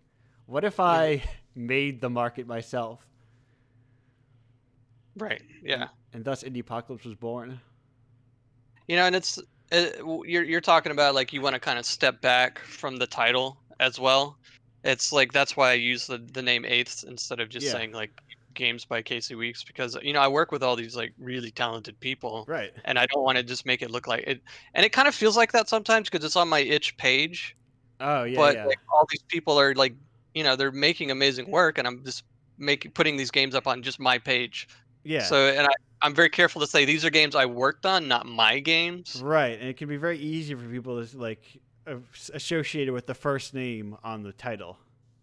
Right, and I had that problem. Do you know the GMTK? Yeah. Game Jam. Yes.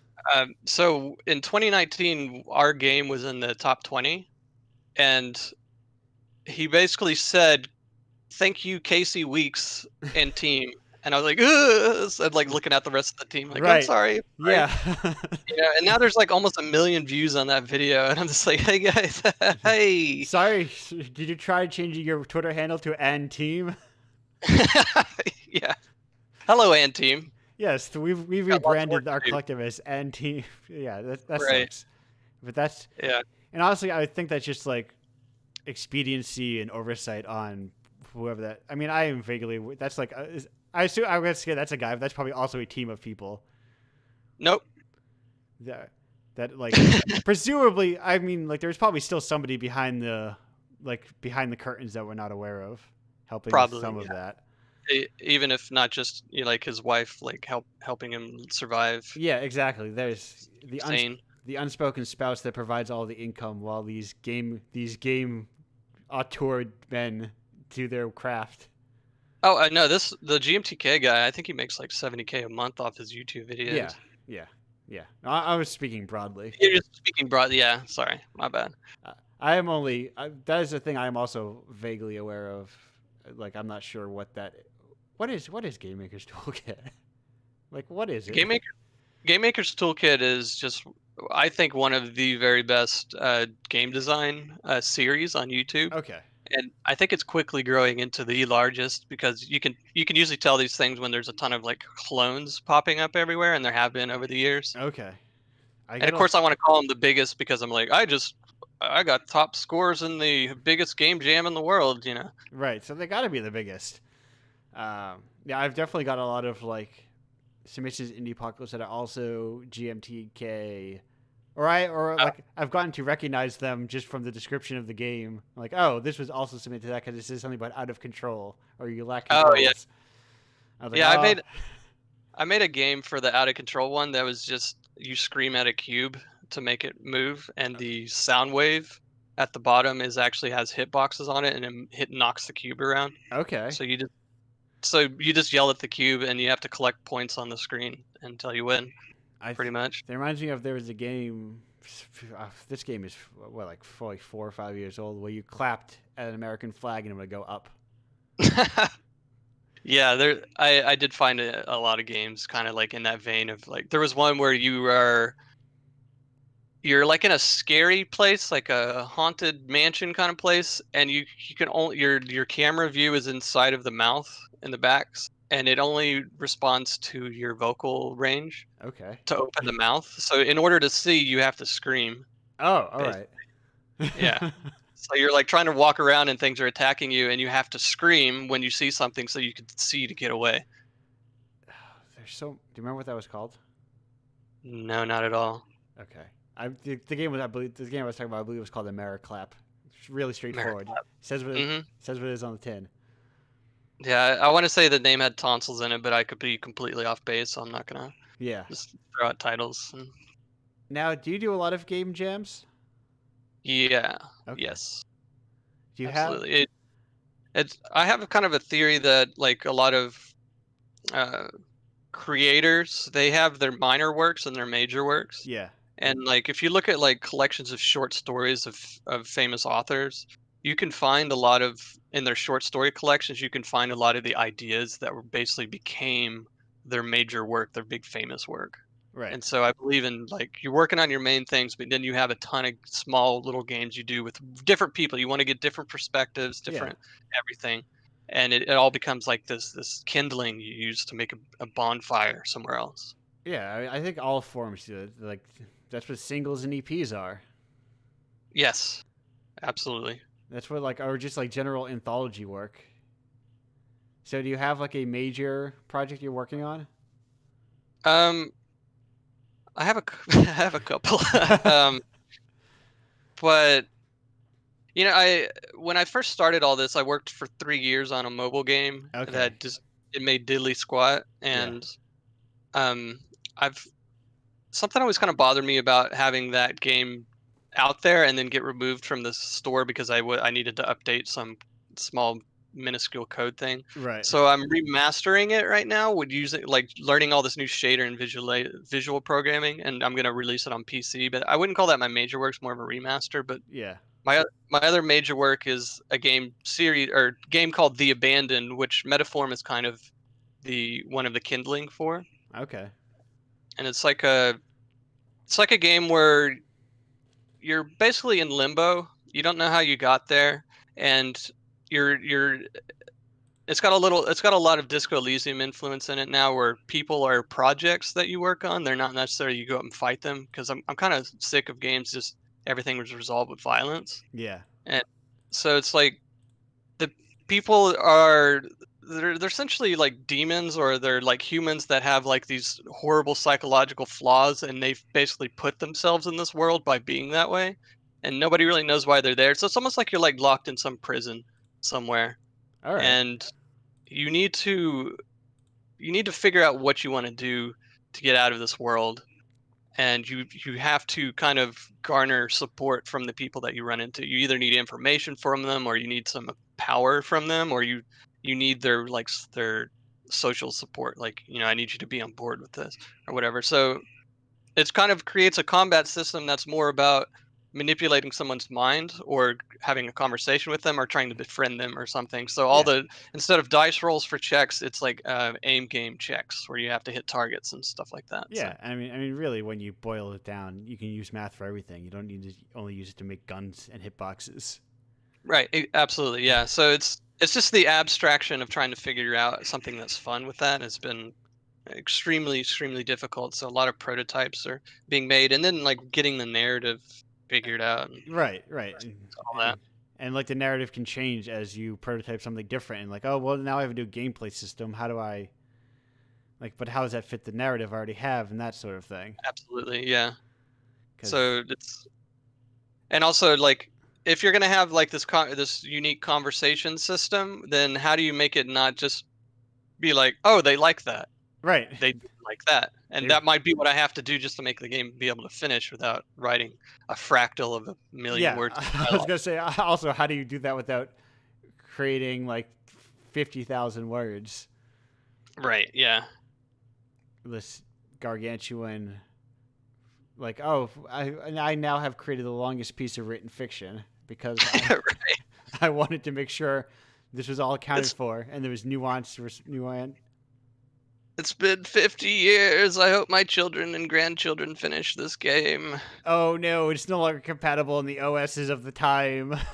Right. Please. It doesn't work on the quantum psychological network of Yeah. 21, 22. Please, children, launch it in Windows 10 compatibility mode. Yeah, and in Metaform, syncing up all those different word combination possibilities, there Yeah. was like 600 possibilities.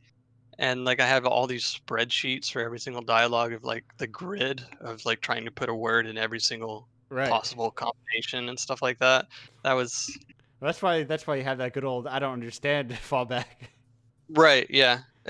I actually changed it to words have so many meanings that nothing makes sense because some of the playtesters kept forgetting that they need to think about words as having different meanings. Right. So I made the fall through remind them of that constantly, and that helped a lot. Yeah. Yeah, I remember way back in the day when I was like, oh, well, the player character has to respond to every single line of dialogue because you're having a conversation. Or they have to respond to, I guess, every single thought Mhm. like a person would within a conversation. Like, no. And and also context in a conversation can Yeah. change things. It's like you're talking about something we haven't talked about yet, sir, in Mr. Game person, or you keep talking about this like we haven't been discussing it for the last hour. Like this, Yeah. like dialogue can be very. Or like I picked up this information later, but I did not think to make it that my character has the context for this information in this scene with this character. Yeah, and so you have to like use all these little hacks and tricks to make it to where the player doesn't notice or they're not able to get in that situation, rather than make a custom solution for every possible scenario. Right, because nobody has enough time on Earth for that, or I guess enough money to collaboratively. That's your collaborative 10,000 person novel,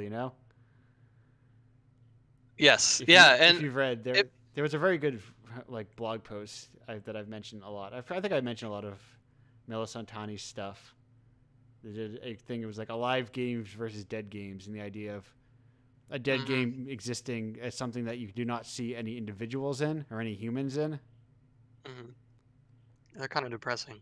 Yeah, and how they actually can be made by individuals as well. I mean, I play a lot of them for Indiepocalypse. There's like, here is a thing where it's like, well, you're just making like a box, and you named it Mr. Box, and he's gonna go through an obstacle course, and I guess technically. Oh, yeah, no, I mean that we ascribe characterization to things that animate, Yeah. no matter what. And Usually, it's there's a weird. really good series called Characters in Motion. If you've ever heard of that, It sounds familiar. it's essentially just a really good anthology. I don't know if that's the right word. Collection of videos made by motion artists, and where Okay. they kind of it kind of shows you can turn anything into a character, and I you think can I do know follow what a you're story. talking about then. Once you mentioned it is a video series, I'm like, oh yes, I think it has like yes, I know what you're talking about now. Yeah. But there's a lot of like weird. There's a lot of submissions that are like, it's strange because it's like there's a strange thing in games where you can create what is like functionally you playing scales like passably well and like releasing it as a game. If that makes sense, like you're just kind of You like mean like playing scale in music? yeah, like Like it's like an exercise in da-da-da-da-da-da-da. right. And I feel like I've played plenty of what is the video game equivalent of that. Like I guess this like oh I guess suppose this is technically a platformer, but Mhm. there's like it feels like so like is an exercise in just making a thing Technique. right. Yeah. Yeah, I mean, you'll notice that a lot, I think, from student work, where they've just learned this principle and now they're Right. applying it in a kinesthetic way, I guess you could say. They're gaining experiential knowledge through creating something. I think that's great. Yes. Yeah. It's great on a learning basis for sure. And if you can take one little element and create something all around it, I think that's fantastic. It's just as you get more experience, you start to see how you can kind of bend it to create something a Right. little bit more unique than just showing off the technique.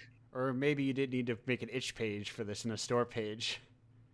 It's like Right. I mean, again, it's experiential knowledge. Maybe I'm defending myself from releasing games and trying to make money off them, but like it's like you gotta make things and feel it the entire way through, right. and Okay. you kind of know what it's like. I And, gotcha. you know, but if somebody's doing that just over and over again, they're like, I'm going to use the color blue with squares. Now I'm Yeah. going to use the color blue with circles, and I'm going to sell each one of these as a brand new thing. Yeah. Then it's getting a little bit like you're not really putting that extra elbow Right. grease. Again, I don't want to be accusatory, so I'm I'm kind of regretting already what I've said. No, it's Uh, like it's just a thing I don't see as much in other art forms, which like someone's not releasing a book of all the cubes they've drawn in their sketchbook, you know? right, yeah, which could be cool. It Yeah, could be yeah, cool yeah. But it's like if done a certain way. it's like it's kind of just a weird thing that is present within like game design space, where like Yes. I think It's like I people just learned how to use Unity and the character controller and the this and that, and I'm making a game out of it. And here you go. And it's like, well, right, I've played that 1,000 times because everyone else has made one of those. right. But also, I mean, from the top down, you're encouraged to just keep making what everybody else is making. So it's True. like Yes. you're doing the right thing there because you're just how are you supposed to know any better if Right. from And that's trip where it kind of gets into that's where it gets into having like teachers and mentors and inspiration yeah that kind of say, okay, you're doing good here, but try this. Here's a challenge for you. right Like find that 5% harder than what you can currently do and strive for that constantly every time. Um, and right quick, I was thinking earlier we were talking about like, you're trying to make something and you don't know how long it's going to take and you don't know if yeah you're going to make it and all that. I've been, looking at like the indie boom, the early indie boom, and all the first famous indie developers and right such. who had It's kind of themselves been around for a while. yeah. They had their minor works and their major works and their small teams and everything like that. They've made a lot of stuff, but the game that made them, they always were in debt when they got it out. Yeah, the And thing people underestimate the power of, say, for instance, Microsoft making your game one of the most four important games of the summer. are you talking about Super Meat Boy? Yeah, and like Braid and whatever those other games that were in the summer of arcade. Yeah, they were all in debt when Yeah, they yeah, released. Like, Jonathan Blow was $200,000 in debt. I think Edmund McMillan was $40,000 in debt. right. It's And like, how many people went $100,000 in debt? Like, how many hundreds of people went $100,000 in debt and didn't see a single dime? exactly, Like, how many people are like in the life situations where they can accrue $200,000 of debt? yes, that too. Like, how would I even go about attaining so much debt? Right. Yeah, it's Like, you have to have expensive. the credit line for that. Right. Yeah. So it's all a process. Yeah. I guess we're at the end of the 30 minutes. I didn't want to end on something so negative, but I will say it's worth trying. Yes. No. Everything like, I the underlying ethos of Indiepocalypse is like when I talk about these like scales cube games or whatever, what I'm saying is to these students, just fucking swing hard. Like Mm-hmm. like you know what I'm saying. Nobody when I say nobody cares about like your cube boys adventure in Triangle World. What I mean is you probably have ideas in there that are like fascinating. Right. That Yeah. There could be a really good narrative, or there could be a unique way of doing that, like that no one else has ever thought of, right. and maybe you didn't even realize it. Sometimes I'll see people make a game and they'll tell me about it, and they'll be all really excited about something that I've seen 1,000 times, but then they'll mention some little thing like they're like with a wave of the hand, like, oh, I don't really care about this, but this is Yeah. in there. I'm like, make that your game. That right there, I've never heard of that before, and that sounds Yeah. amazing. I want to see Yeah. a prototype, please. Right. Just like I am nothing. I want to be nothing else if not like the encouraging you just to do whatever you want to do. Like try everything you want to try and just like because Don't feel like you have to do what everyone else is doing, and I know that's been kind of a theme of everyone talking today. right. Well, I guess that's like it's the nature of the kind of people that are attracted to the project, I guess. Mm-hmm. But yeah, no, that sometimes listen, I realize that I will increasingly occasionally come off as like the an indie games curmudgeon, you know, but it's because I care and I want people to make better stuff or believe that they can just like make whatever they want and they don't have to like make something that's like ready for an app store or something. Right. And the curmudgeon thing, like I've tried so hard to avoid that. Just like, yeah, maybe that annoys me like deep down inside in some way, but I don't want that to come off as like stop doing things or you're bad, Right.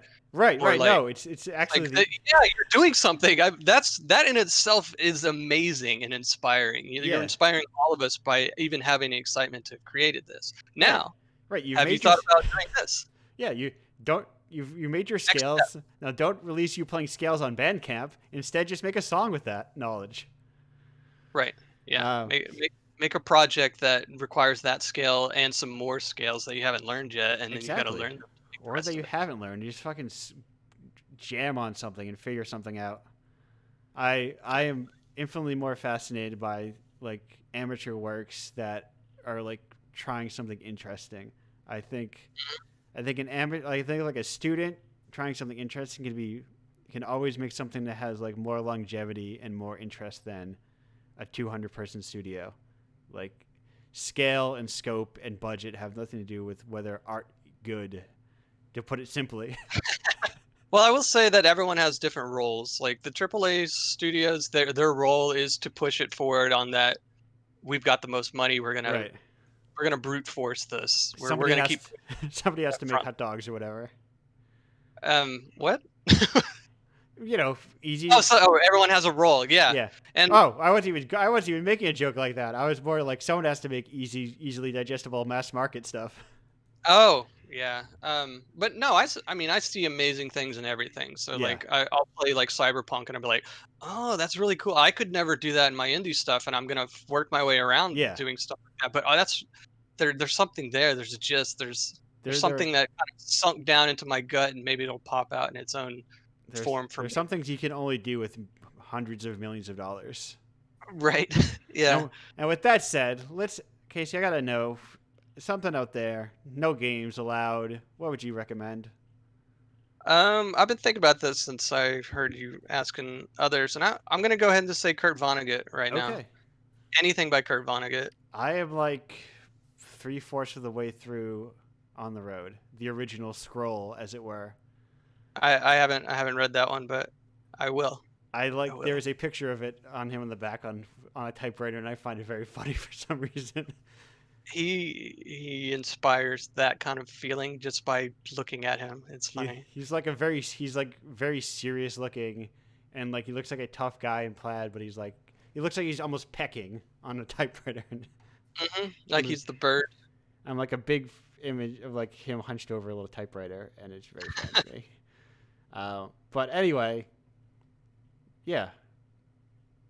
I'm going to go to break now. Thank you. We'll all be back after this video that I'm going to play because I wanted to play this video because I like this song and this song has a video associated with it.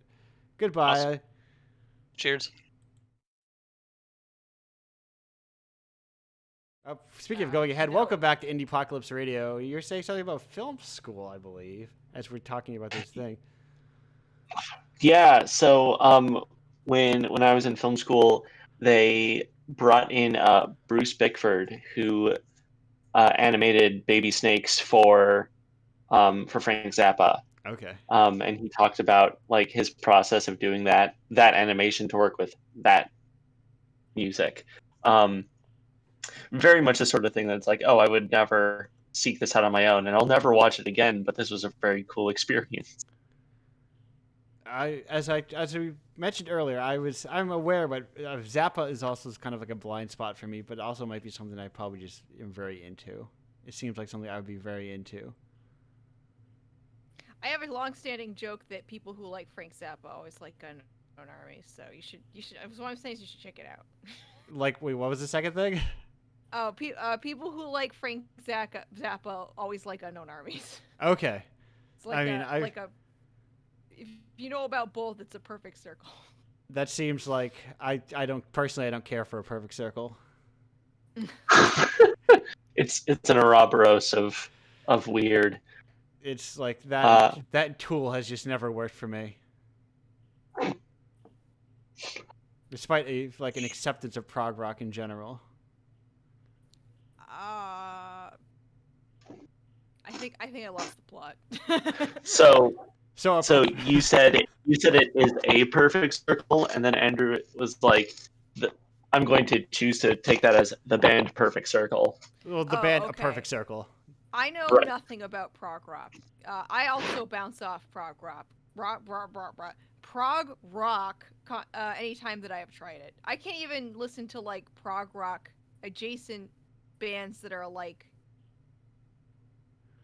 I don't know if they're from the same era. I don't know if they're considered prog rock adjacent actually, but like I don't even like Queen and David Bowie. Oh. Which I'm considered like a sinner for, essentially. Cool. Well, I had fun. Well, listen. Look, it's not for want of trying. Like I try listening to it, and every time I'm like, I don't understand it. I'm glad people enjoy this, but I don't get it. Now, would you say, whether or not I heard the sentiment recently that Welcome to the Black Parade is the Bohemian Rhapsody for millennials. Yes or no? I have not heard of that song. Oh. I'm sorry. I would say, so the first time I wrote a feature screenplay, which I think is lost to time, and we're all better off for that. And partly because I just straight up recreated the Mirthmobile scene from Wayne's World, but with all the small things. So okay. I think it might be all the small things. Interesting. To go back to that, I think I have a weird I think Queen is a singles band, and you can very easily, especially if you are a full album type, it's very easy to knock it into Queen, I think. Yeah, actually, I kind of feel that because I enjoyed some of their most popular singles when I was younger. I kind of, now that I've gone back to them, I don't enjoy them as much anymore, except kind of as sort of a communal experience, if that makes sense. Like I'll sing along when everyone else is singing along. But like I would never put on Bohemian Rhapsody, by myself. But like I remember, I was young and my parents really liked Queen, among many other things. And they sort of got some of their other albums after having their greatest hits, and like I would try to listen to them that way, like front to back, and I'm like I don't get it. And so that may be a contributing factor. I listened to a samba band play their version of Bohemian Rhapsody once in Brazil, and for some reason the song got stuck in my head for 2 weeks straight. Like it would not leave my head to the point where I was like, "Shut up! Would you shut up, please?" Like the samba version? Yes. Okay. Yes and no. It was mixed in. It would change. It would change to some other form. It could have been chiptune sometimes. Who knows? Yeah. It was just like that soundtrack, because they didn't want there to be any moments of silence in the film. Because for like a children's film, like it was considered like you're supposed to always have there be music at all times, which is so wild to me. I mean, well, that's just been like all American music for a long time now. And hey, I'm glad Phil Spector's dead. So there. Hot take coming in. But yeah, I mean, even like, switching from like the English to Japanese or even English to French, depending on what you're watching, the soundtracks get mixed, the music gets mixed a lot differently. And yeah, there's just this assumption that everything needs to have like a Dolby Atmos 110 track mix down. Like, I don't know. That's exhausting. Yeah. And actually, it was interesting. I recently watched Castle in the Sky, partly because I was running Ryutama, but I recently rewatched Castle in the Sky again for the first time in, like, I don't know, God, at least 10 years, maybe longer. First of all, I was impressed by how much better of a film it was than I remembered. I had the same, yeah. Yeah, like I was like, wow, this is maybe the best one. Why are we not talking about this? I watched when I first watched it. My take was, "Oh, Castle in the Sky might be my favorite movie." That Well, and like you were, that and Whisper of the Heart are actually my favorites. I think. I love Whisper Oh of my the Heart. God. That's Yes. such a great movie. Underrated gem. But yeah, the original synth soundtrack to, well, it's like synth mixed with orchestra is actually like really good. Like, I'm not usually like a synth person per se, but like it's great. It's a great soundtrack, and it's bad that they changed it. But yeah. Yeah, well. Yeah, it is what it is. So yeah. I mean, a lot of that was John Lasseter, and well, he's not working there anymore. So, Yes. not for that reason, but I wish it could be for so light a reason. You brought up Ryutama earlier again. I feel like that's such a like lovely RPG that more people should hear about. So I'm gonna pretend I haven't. Could you tell me Tell about me this? more. Please tell me about it. Ryutama? Yeah. Yes, Ryutama. Yeah, it literally means dragon's egg in Japanese. So Ryutama is a game where you play like sort of what would be the NPCs in a Dungeons and Dragons game. So you play like a minstrel or like an artisan. And the whole game is basically an open world sandbox style game where all the mechanics are about traveling from one place to the other. Its mechanics are very evocative of like Oregon Trail. But sort of the mood it evokes is sort of like, a lot of people compare it to Ghibli, but I think it's sort of vague and not it is not very helpful. I would say it's a lot like Breath of the Wild. Like, the way I feel when I play Ryutama is the way I feel when I watch my partner play Breath of the Wild, where it's like it's not always easy, and in fact sometimes it is gripping. It's very dangerous actually. But Yeah. like there's always like another hill to climb, and then there's something over it, and that's fun to sort of experience while you're also, cooking mushrooms and figuring out how long your character's stamina is going to last. So yeah, like if you really like that kind of open world field, I think it's a fantastic game where you play sort of this naturalistic fantasy. And the last thing I'll say about it before I end my TED talk is that one of the things I sort of started saying in my Facebook group, where we talk about non D&D games, and JB, I don't know if they want people to know their name or not, so I'm gonna use their initials, sort of started saying this, and I kind of latched onto it, is it's kind of secretly an old school revival game.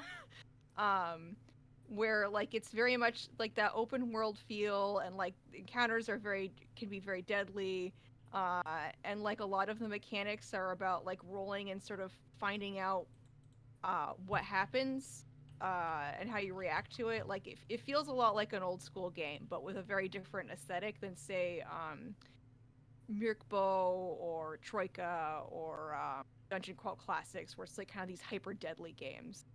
Though Ryutama can be deadly if you're not careful, but yeah. But I was gonna say, I think a lot of the reason it's deadly is that it's a game that's really not interested in combat. So it kind of discourages it by making it not fun. But in a way that I think actually slots into like its mood and its themes really well, right? Because it's the kind of world that it is, where it feels very like there's magic, but everything feels really grounded. you wouldn't want to get into fights a lot because healing takes a long time, and getting bit by a wolf sucks. And I think what's funny to me about it is that on the face of it, like the cover is gorgeous, and I'm like, oh, cool! Like it is about like I played a bard character in it, and anytime a bard enters a place that's having like a different kind of terrain and like whatever the weather is, you can then like start jamming on your instrument and you learn a spell that is specifically linked to that terrain and weather combination, and I think that's glorious, right? Yeah. And it encourages you to go around, try different things, go to mountains, whatever.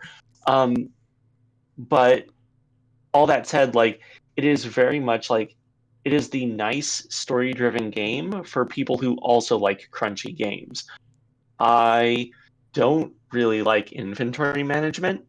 um i I'm the kind of player and GM who does not like handling like distances, um that sort of thing. So it is very good at being what it is. It's just very much not my kind of game. Yeah, and like if you're someone who's like, oh, I like the idea of the aesthetic of Ryutama and kind of what it's about, but I'm not really interested in that sort of research management game. Probably Wander Home is a better game for you to look at. That's really more about like that really is about like the sort of um, interpersonal stuff. Whereas like Ryutama, it's sort of like I'll have a story beat and then we'll do like a travel scene and there'll be some inventory management and like that sort of thing. I actually enjoy it in this game because I don't have to worry about big fights or epic scenes or whatever. Like that's the whole game, so like I can focus on it. And using that to sort of tell like a story about like, oh, what did you have for dinner tonight? Like, what rations are you using? I really want to hear what you guys cook. But like, if you're more interested in like the sort of making it feel more like a movie or a story, Wander Home is probably closer to what you want. Because that's Yeah. more of a storytelling type game. And now, on the topic of games that we like an awful lot, I've got a question here from Tony Vicinda from Plus One that says, what is one game that you wish existed but would never want to have to design? It's a Oh, good wow. question. That's a good question. His YouTube channel's great, by the way. Highly recommend if you like role playing games. So I would say a really good Superman video game. And I've given this a lot of thought, and why I wouldn't want to design it is there's some writing in some of Scott Snyder's um, Superman work where he's thinking like, okay, like what is the best approach to the situation? And basically, it would be more or less like a physics puzzle game, which sounds to me really cool and fun and interesting. But I don't like a lot of the time. I don't like playing puzzles. You put a cape on it, I'm good. As with so many things. But I think this would be something that just sounds like it would require so much balancing and checking. It's something I desperately want to exist, but sounds exhausting. I would love to design, but don't ever want to design a role playing game based on Japanese sports manga. I don't know or care enough about any competitive activity to actually do that or the actual building of mechanics. But I really want to play somebody's sports manga game where we all have rivals and really care about baseball, even though I don't care about baseball, but I'll care about baseball while I'm playing this game. Or your anime abstraction of baseball? Yes, exactly. The closest thing that exists to this right now that I know of is there's a worldwide wrestling game that's supposed to be very good, but like it's very much a specific thing about wrestling. Like you can't sort of hack it apart to play baseball or whatever. Right. A student of mine made a game like that for my narrative in games course, and she basically it was a PBTA game where she put different like sort of narrative functions, main character, best friend, rival, as different playbooks. Yeah, this is my another controversial opinion. I'm Powered by the Apocalypse games are kind of a hard sell for me. Mm. That's I won't absolutely never play them, but they really have to kind of do a lot that isn't sort of the basic thing that they do. If that does that make sense? We can get into that later, right? Yeah, that's fine. It's not important for the audience to know. There'll be times for repeat guests where we can argue about whether Powered by the Apocalypse is just the same six-sided dice rolls with a different skin on top of them. That's absolutely It what they depends are. on the game, and I don't want to paint with a broad brush, which is why I say it's a hard sell and not an absolute deal breaker. Yeah, I'm also like when you were talking about like inventory management, I'm like, we just don't do those rules. Yeah. Our group, Well, and that's the group most I play of the with rules is of Ryutama. Yeah, see, if you don't do those rules in Ryutama, there's no rules left. Yeah. I play with a group that is very much like, I guess we kind of like this aesthetic, and then we kind of use the base rules and then kind of like make stuff up Yeah. as we go along. Which is why I suggested Wander Home, because then that stuff's all taken out for you already, and then instead you have these nice things that help you do that instead of inventory management. There's a running joke that I just never open my character sheet, and honestly, it's true 70% of the time. I just kind of like fly by the seat of our pants, but that also is like very different from group to group. Yeah. Oh God, am I gonna have opinions about design? Okay, I'll try to make this quick. But basically, I think that the rules should be important and hard to ignore because they should help drive the kind of play that's going forward. And if the rules are just in the way, then probably the problem is that you're playing the wrong game. You should put that game down and go pick up something else. Okay, that's all I'll say. We can move on now. Casey, did you have a game that you want to make but you never want to make? Yeah, and maybe I might make it, but it's like being born into a new world where all rules are different from what you intuitively know. It's like the opposite of a good user experience. It's like completely counterintuitive everything that happens in the world. So it's like you have to relearn a whole new existence pretty much. Okay. So like, and I can make up something that is sort of intuitive to explain, which would be like you see a cube sitting on the ground and like just like if you breathe on it, it suddenly becomes like giant or something like that. And if you walk backwards from it, it launches 1,000 feet away. But if you walk forwards, then it suddenly becomes a cow. Just like it's completely random physics, a whole new type of way of like interacting with a reality, pretty much. I can see Sounds how like Batam. that may be difficult to design. Mm-hmm. Yeah, you'd have to completely change your brain for a little bit. Right. I honestly don't know if I have like a dream thing that I would want to play but not have to go through the effort of making. Because I don't know. At one point I wanted to make an episodic game that was like it incorporates different mini games to like try to convey different feelings rather than being an episodic game that's just the same game every single time. Mm-hmm. But that's a lot of work, and because I like to very much tie gameplay and narrative together, so it seems weird to like convey different tones using the same gameplay over and over again. But I'm a very particular kind of guy with that kind of thing. Now, question number 2 here, the only other question we have here. This is from Born to Shart. Thank you, Born to Shart, for that one, all caps. If you had one extra nose somewhere in your body, where in your body would you put it? Note? Nose. Nose. Oh. God. I feel like Born to Shark kind of primes you for an answer on this, and then it's the demonstrably wrong answer. Yes. Gosh.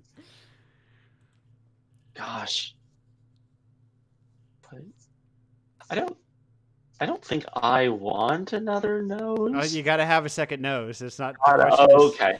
The question is not, do you want one? Where would you have it? I mean, it raises an interesting question because how often do you feel like, if I had another nose, if I had better access to my nose? Well, it's like, could you synesthesia? Like, could I put it put one nostril in each ear, and then I can smell what sounds smell like? I don't know. I guess that raises an important question. Can you break up the nose into separate, discrete pieces and spread it across your body? Or do I have to just put both nostrils in one ear? I guess I'm No, fine with that too. it doesn't specify, so I'm going to say you're free to break up your nose however you please. Yeah, either the eyes or the ears. I'd go Okay. with those. I guess I'd want somewhere that's easy to cover, but because it could be a good backup location to breathe from. Okay. So like maybe like my chest or somewhere on my back.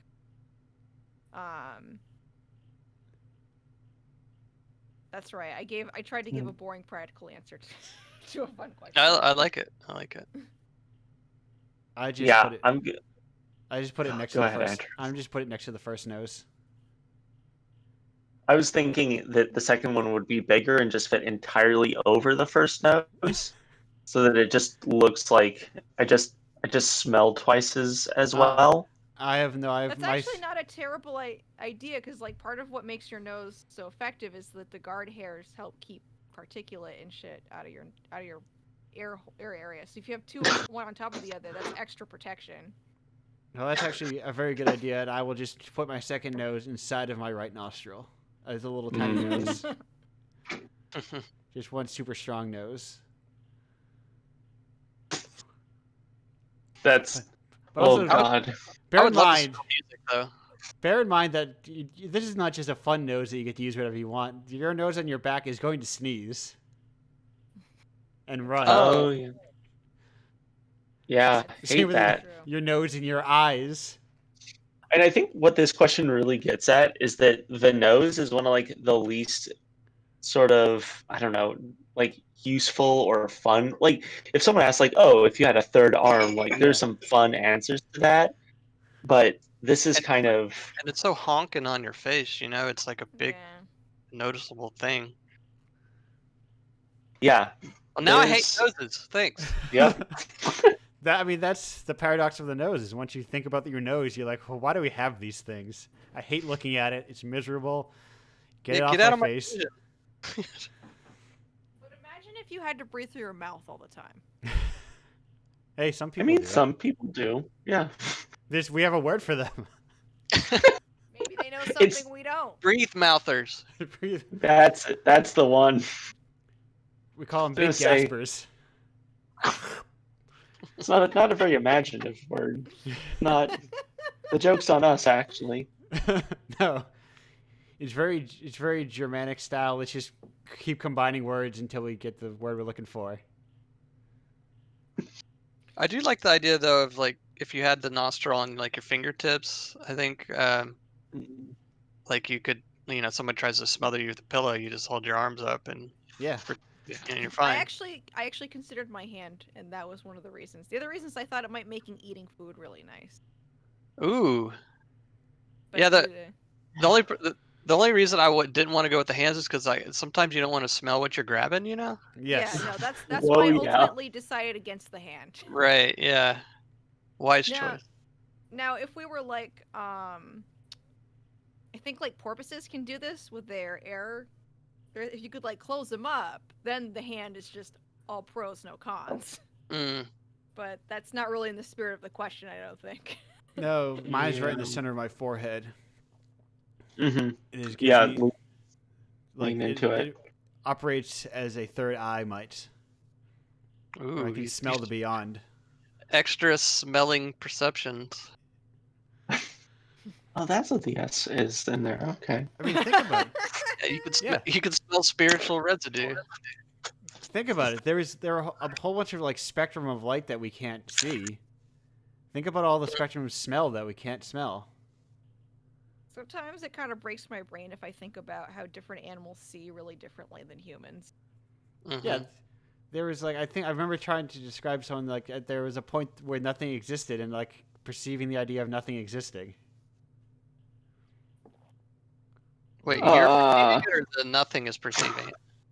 Just like well, there. according to me, it's both, but But anyway, So, jeez, I'm sorry. No need to get over it. We're a fun video game podcast. We're not a philosophy podcast. We don't need to. Yeah, you want I this I kind of thought. stuff? Go play a Jenna Moran game. We don't. Oh, I thought I was just quoting Watchmen. Okay, sorry. Go ahead.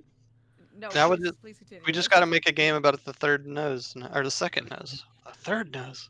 The I don't know third if that nose one- was inside you all along. Now, we got a late breaking question here from Die Thank to God. Shart. Is if you had a third nose, where would you put it? I would balance out the second nose. Okay. I would put it. Maintain symmetry. I'd put it in a safety deposit box in case I needed it. Needed a backup.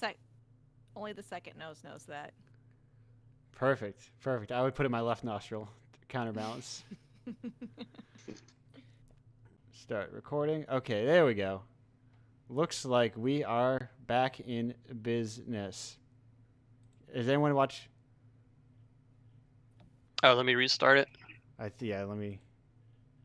It looks like it's back in business and everything is looking good. Yep. Perfect. Cool. All right. Yes. Something in sound crashed. Some sound hardware somewhere, software crashed, and everything went bad. And so you were saying about albums? Yeah, so I accidentally reordered the tracks on Murder by Death's album The Other Shore, which is about a guy that goes out into space, basically. And the last track on the album, when it's listened to correctly, is Last Night on Earth, which is about, like, the Earth getting all mucked up. It's Biz gets wrecked. And I accidentally reshuffled the album order so that was, like, at the front of the album. Okay. Oh. And I actually prefer that ordering because then it makes it a narrative about the Earth ending and then he leaves to go in space and escape, whereas it's kind of weird and it's bleak, but not quite entirely sensical, like when it's at the end. And also it's a downer to end on, which I don't love. So Anyway. So it kind of started as, since you don't like David Bowie, I'm going to pull everything back to his work. So it started as Space Oddity, but you kind of turned it into The Man Who Fell to Earth. I appreciate that. Sure, those are probably really resonant metaphors for. This is most just for normal me people. now. Yeah. This No. is just for me now. Now, maybe you just didn't listen to the right one. Maybe people told you to listen to Ziggy's Stardust, and I personally, if we could talk about David Bowie, my go-to is Honky Dory. I honestly, most of how I am exposed to David Bowie is like his most popular songs on the radio. Oh yeah. Oh, okay. And So I is just- David Bowie like an OST for a video game or something? Like a Yes, Super yeah. Nintendo game? Okay. Dang, I haven't played that one yet. He did the Omicron soundtrack. I like his acting. He's a great actor. Yeah, and he that early Quantic Dream game. What was it? That was what. Yeah, that was my joke. The Omicron. Sorry, I Omicron, thought it the was a Nomad different- Soul. Oh, okay. Sorry, I think I might know it by a different name. Welcome to So I think Indiepocalypse I Radio. bought it. We are fast and quick, and if you don't catch if you don't jump on the reference train, you lost it. Left the station. I've been stuck on the side of the road for a long time. I'm sorry. Yeah, I'm gonna be a reference hobo now. I'd say as far as Bowie goes, like even those popular songs, like they hit different when they're listened to in the album a lot of the time. So, I don't even more so. I think that they're really not like the best songs on those albums. So, I don't know. I'd say grab the Berlin trilogy. Oh, that's also something very different. Yeah. Right. Well, and that's the other thing, right? Is like it's such a swath of kinds of music, right? Like, he started out as a folk singer, and then Black Star is like an experimental post-rock jazz album. Yeah.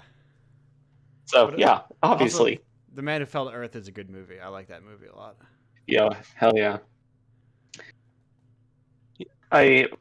Sorry, go ahead. What's always been interesting to me is that a lot of the video game composers in Japan are basically like the rock star equivalent over there, or at least they used to be. I doubt that that's true anymore, but I will say it's definitely true that soundtrack artists are a much bigger deal in Japan than they are here.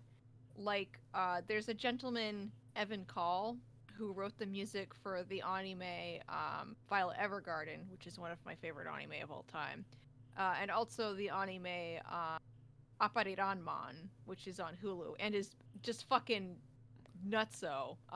It's good, but like, it's not. It's you shouldn't watch it uncritically, I guess I would say. Oh, good. But he does a soundtrack for both of them, and he's an incredible talent. Um, and he basically said that his partner was from Japan, and there was a point when he tried living in Japan for a while, and he's like, it's so much easier to get soundtrack work here that's like good and matters than it is in America, where like being like basically in America, if you don't do the soundtrack for a movie, you don't exist. um that's kind of less true with video games. Like, I guess now I would say, like, in the indie game space, Mhm. at least, like, Mhm. I personally, there are soundtracks to video games that I've listened to. I've never played the video game and never will. Like Dicey Dungeons, I've listened to Chipsell soundtrack for that like several times, and I've barely played that game at all. Do y'all know Yeah. Disaster Piece? Yeah. Yeah, he was totally one that he's been making game soundtracks for a long time, and he got like super popular. I think after he got out of college, something like that. And his work has gotten more and more amazing. He did the soundtrack to Hyper Light Drifter. Right. And Uh, he's few- also Okay. worked in. I say he's also worked in film too, right? Like Has he? Did he do Oh, It maybe. Follows? Did he? Yes. Yeah, he did. Okay. But yeah, like TV shows in particular, like nobody. It's weird that people don't care about the soundtracks. Even like famous TV shows, like, I don't know, Game of Thrones or whatever. As far as I know, they never put out like a soundtrack for that show. But do they have good soundtracks? Right. I Yeah, mean, that's the thing. Why not? it's like obligatory one melody kind of Star Wars esque Yeah. feeling, and then reuse it in several different ways throughout the show. Saves money. Yeah. I think a lot of it is because there's sort of, I mean, a lot of how like film is taught, again, at least like here in the States, is audio is just there to sort of boost the visuals, right? And there's still a lot of people who have this really like bizarre fetishistic idea of pure cinema, right? Like anything should be just as good with the sound off. Right. That's weird. It's I mean, it's like, very well, accessible. Actually, yeah, well, and I was gonna put a pin in here people, to come back to yeah. Joe but keep talking. Well, and I think that's why like a lot of and that like that way of thinking about this, I don't think is going to change because people want to, angle everything for the international market. But like there was that YouTube video floating around a while back over like why do all the Marvel movies like have shit soundtracks? And it's because they're all basically temp tracks, and I think a lot of the time the soundtrack is there not to invite you to feel more or differently, but just to tell you what to feel. Hmm. Um, It's like forced empathy. yeah, like the writing is not really doing the work, so someone has to pick that up. But that also makes feeling it sad yeah. now. Oh no, I'm feeling sad. But now you're happy. What? I Woo! feel so happy. It's like the first time I think a soundtrack really dazzled me. I know surprise was the Akira soundtrack, and I think that's partly because like it's so dissonant with the visuals of the film. Yeah. That it is such an organic sound in such a cyberpunk story, whereas a lot of things are not interested in that. I mean, with the caveat of like James Newton Howard's like Lord of the Rings soundtrack is perfect for I think actually doing a lot to yes and what all the other storytelling in the film is doing. I will say, I'm gonna put more Discord goodies. The theme that gets me the more than like any other thing, like personal like film and television theme that's affected me the most is the Laura Palmer theme from Twin Peaks. And there's a very good video of the composer Angelo Badalamenti talking, like describing his process through it as how like he's basically talking to David Lynch and saying like, yes, David's saying this. He's like, oh, what about this? What about this? And he's like talking his way through like composing that theme, and I think it's a very powerful theme, and I think that, but I also think David Lynch like likes having music in his stuff. Yeah, Mhm. he's kind of can do his own thing at this point. Right. All the episodes of The Return end with like most of the episodes of the new Twin Peaks end with like a concert. So Well, Oh, interesting. as somebody who grew up playing Final Fantasy games, it's like music is sometimes the most important element to me. Mhm. Like, and like we talked about Disco Elysium a Yeah. lot. Like, I think Ah. the music in that just like totally props up the story a lot too. I mean, Yeah, like the story doesn't need help, but like the music makes it even more powerful. Yeah, I don't Yeah. know that I'd ever listened to the soundtrack on its own, but it does really. Oh, I do all day. I like it's a little too ambient for me. I like something with kind of a stronger through line, which probably goes back to my dislike of a lot of David Bowie, to be honest. But Which why do you mind? Why must he do this to me? Were a lot of the songs that are in Disco Elysium extant before the game? I haven't really looked into this, but like, were those Mm. British Sea Power songs? Did they get put in the game? Because I've noticed that some of the lyrics are different. At least when I look at it on Spotify. I can't confirm that, but my thought is that they made it specifically for the game. Yeah. It's interesting. Earlier, you were talking about how the approach to sound is different in a lot of Western film. One thing I remember, I'd have to confirm this, but I'm okay, we're back up. So yes, OBS crashed and brought Discord down with it. So I'm going to call it the end of the show because it's fate. yes, it is very much like yes. Evil Hat's own OBS. It keeps crashing, Yes. and it's like nonstop, and I'm gonna not risk it again. This has only happened. I wonder if I wonder if it's that. I think it might be that little guy down there. This patronizing good. He's maybe jacking up the bit rate because it's a bunch I of think- like old film grain and stuff. Might have to switch back to Isaac again. Well, I this think was awesome. OBS Thanks for having me on. Oh, thank you. So Oh, now, Yeah, thank you. before we close, we have to get the plugs. Hey everyone, we're gonna plug. Casey, we'll start with you. We're going clockwise from what I see on stream. Casey, what have you got to plug?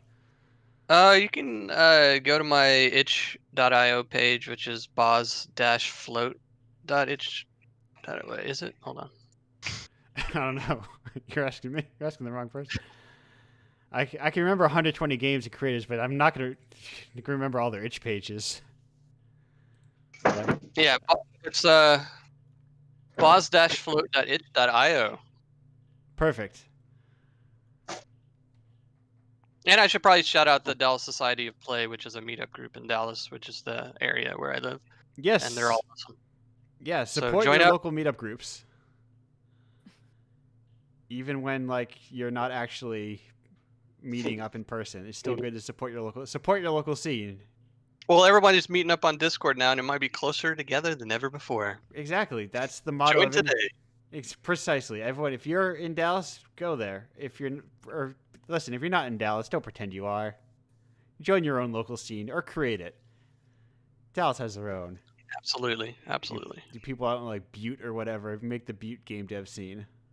Yeah, but Someone, Michael, a friend of the show, Michael. Oh no, I forgot his last name. Michael Clamorous suggested once that I make a kind of like issue 1 of Indiepocalypse's Made in Massachusetts games. Suggested that I Sufjan Stevens style make one for each album or for each state, which means I'll make one for 2 states and then give up.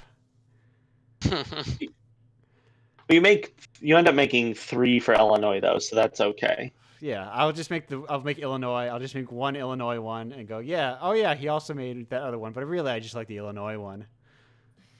And I forget about Now I have to make my Superman game to tie into all this. Dang it. Yes, exactly. The Man of Metropolis steals our hearts. Yeah. That fucking long. I like long titles for songs. And boy howdy, does that album have them. And I have been actually listening to that album a lot lately. The winter is Sufjan season. That's yeah. Yes. Right, The Man of Metropolis Steals Our Heart is actually a very short title, relatively speaking, for that album. Anyway, Suveyard Stevens, Illinois, hot take. It's a good album. If you're here for the real hot takes. Yeah. Here's this decade-old, God, more than that. Yes, 2005. Yep. 16 years. Oof, boy. I like the Ascension, too. I like the new Sufjan album as well. Yeah. I like his weird Christmas albums. Brandon, what have you got to plug? Stop plugging was gonna Sufjan Stevens. Stop talking about Sufjan Stevens. He's doing fine. Yeah. So He doesn't want to be your video game. false. So to kind of play along with Habit of Force, the video game, we've started doing an actual play podcast, also called Habit of Force, and you can find that on Spotify. You can just search for Habit of Force. I think it's the only podcast by me called that on there. So it's me and 3 players, and honestly, the first couple sessions were in Lancer, and I'm like, oh my god, this has too many rules for me. So many rules. It's so many rules. It's a very good game, but it's hard to sort of be like, I'm telling a story. I'm running a podcast. All I know So about we Lancer switched. is that I like the art an awful lot. It's so cool to look at. So we switched to Mobile Frame Zero Firebrands. But anyway, That's the first supposed to be a episode great is game. it's very cool. Well, you can hear about how it runs by listening to my podcast eventually when those episodes get out. So yeah, the first episode is out. The second is coming soon.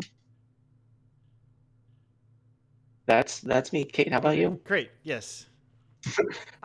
So you can see me hang around moderating on the Facebook group. I'm begging you to play another RPG, which is about any RPG that isn't Dungeons and Dragons. If you're a developer, you can also plug your games on there, as long as you're tasteful about it. Nice. And you can also watch that space for my upcoming module anthology, which is for Unknown Armies, and it's going to be called American Dreams. And it's 3 one-shots in one anthology, so you can try out this game about occult weirdos if you like.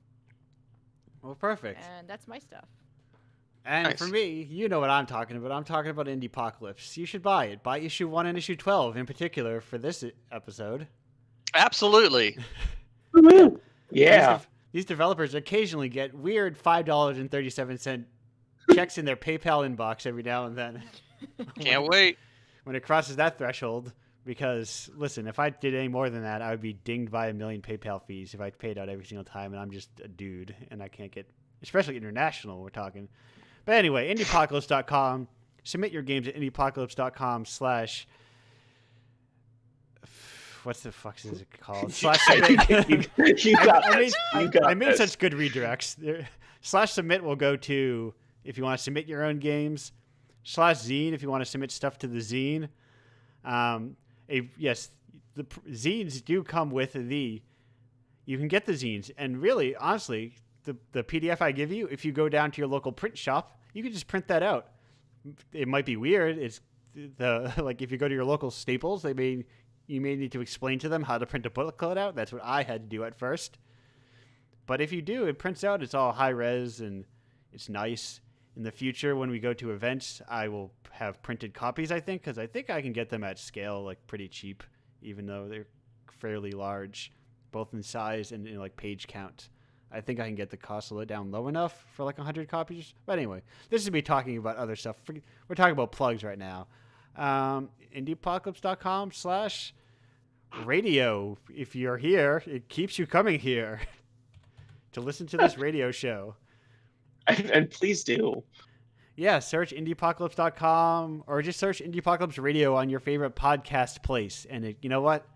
This will come out this episode will come out like 3 or 4 weeks from now. But you're asking, Andrew, I want to get this episode right now.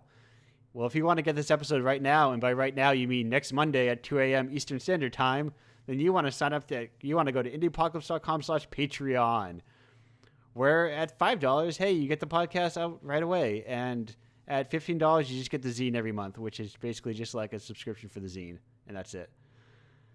And there's a Discord that people start to use a lot more now. At indiepocalypse.com/Discord. Sometimes I go in there and I yell about art, but you're not going to become my friend by going to my Discord. That's not going to happen. I like to maintain distance from people. I think it's important in the independent art and online community space in order for people to maintain their distance from one another socially. I think that's it. I think I got everything. I think I yelled about it. I'm looking at my...